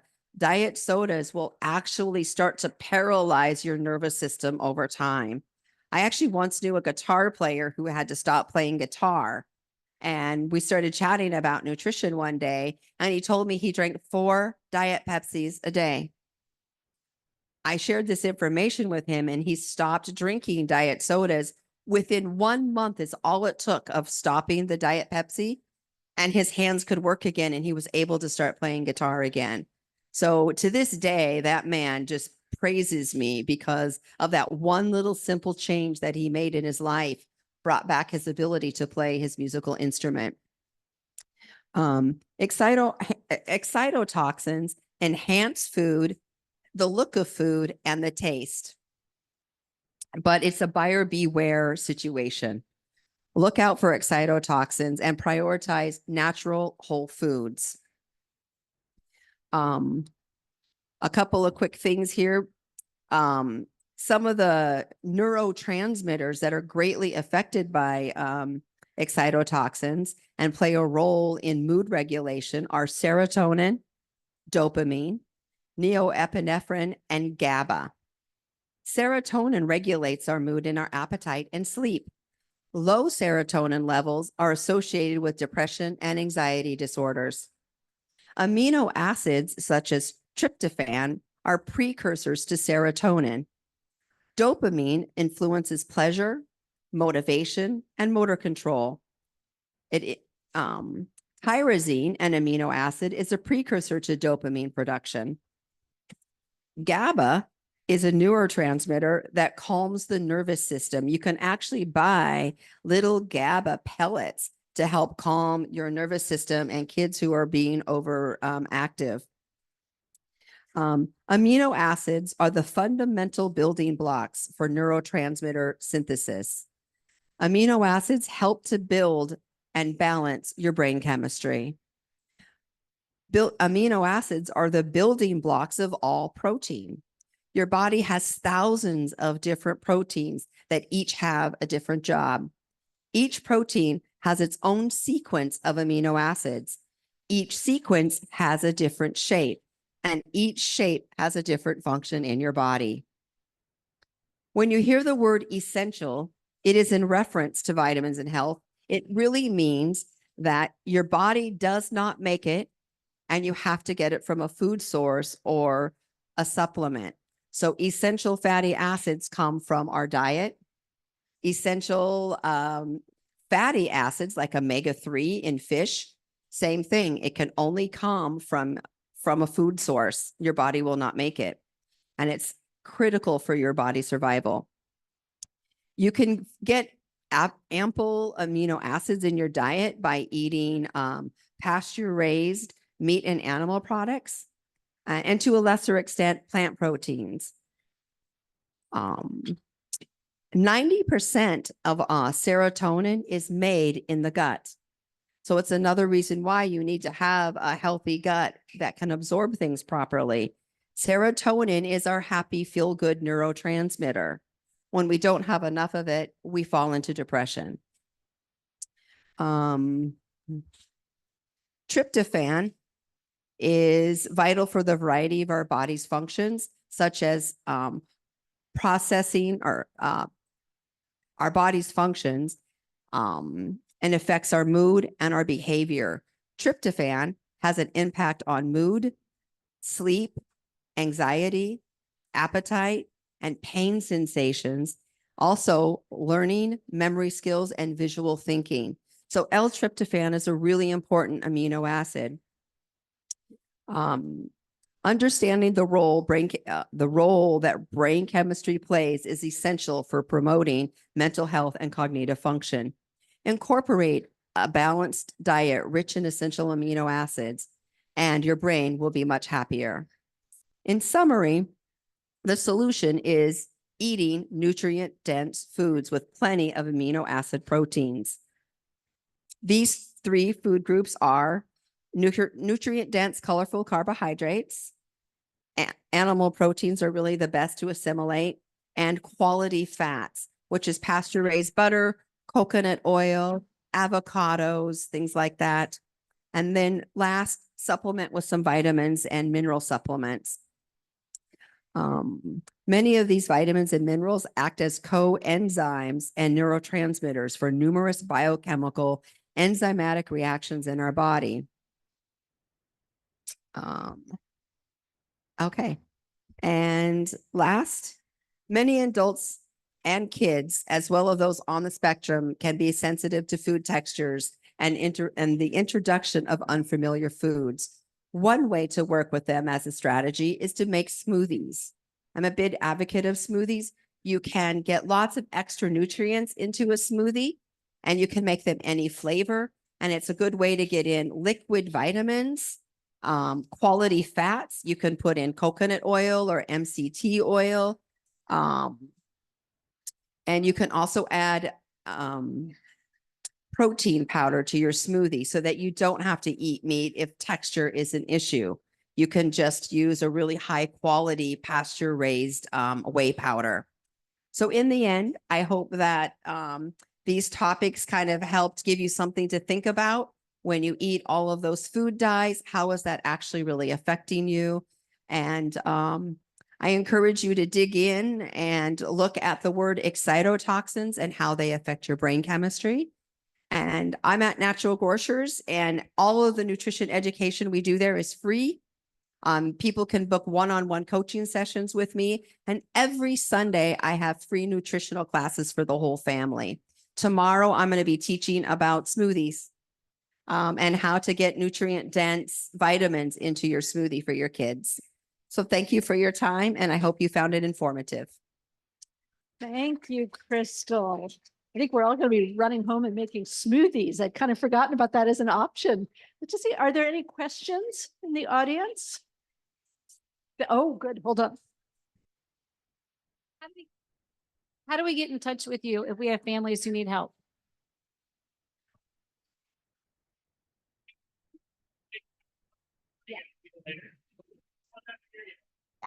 The easiest way actually is just to get on Natural Grocers website, naturalgrocers.com, and you go to the Kennewick, Washington link, and I'll pop up. And you can book an one-on-one coaching session with me, or the classes are just free and you just show up. They're every Sunday at 1. I tried to pick like an easy time for people, create a pattern. So you don't have to give it much thought. Just show up every Sunday at 1 and I'll have some new topic to share. But and again, the one-on-one coaching is really good because I can meet the family where they are. I can help coach for your specific set of needs. We do everything from autism to diabetes to pretty much every health topic there is. I've actually been doing this for 20 years, but it's new for me to do it for free at Natural Grocers. So I'm pretty excited at that opportunity. Other questions, comments? Okay, well, thank you. That was great, Crystal. And so again, my name is Kate Orville from the University of Washington, and I'm a partner. And on behalf of the Tri-Cities Autism Coalition, thank you for coming and being here today and listening to talks. And thank you again, Liz Vossenkemper, one of the big brains and energy behind, and wearing the sparkly shirt to go with it. Thank you. And this will be online. I think you'll be able to go through Tri-Cities Autism Coalition. If you Google that, these will be added online and available as videos and slides. Thank you.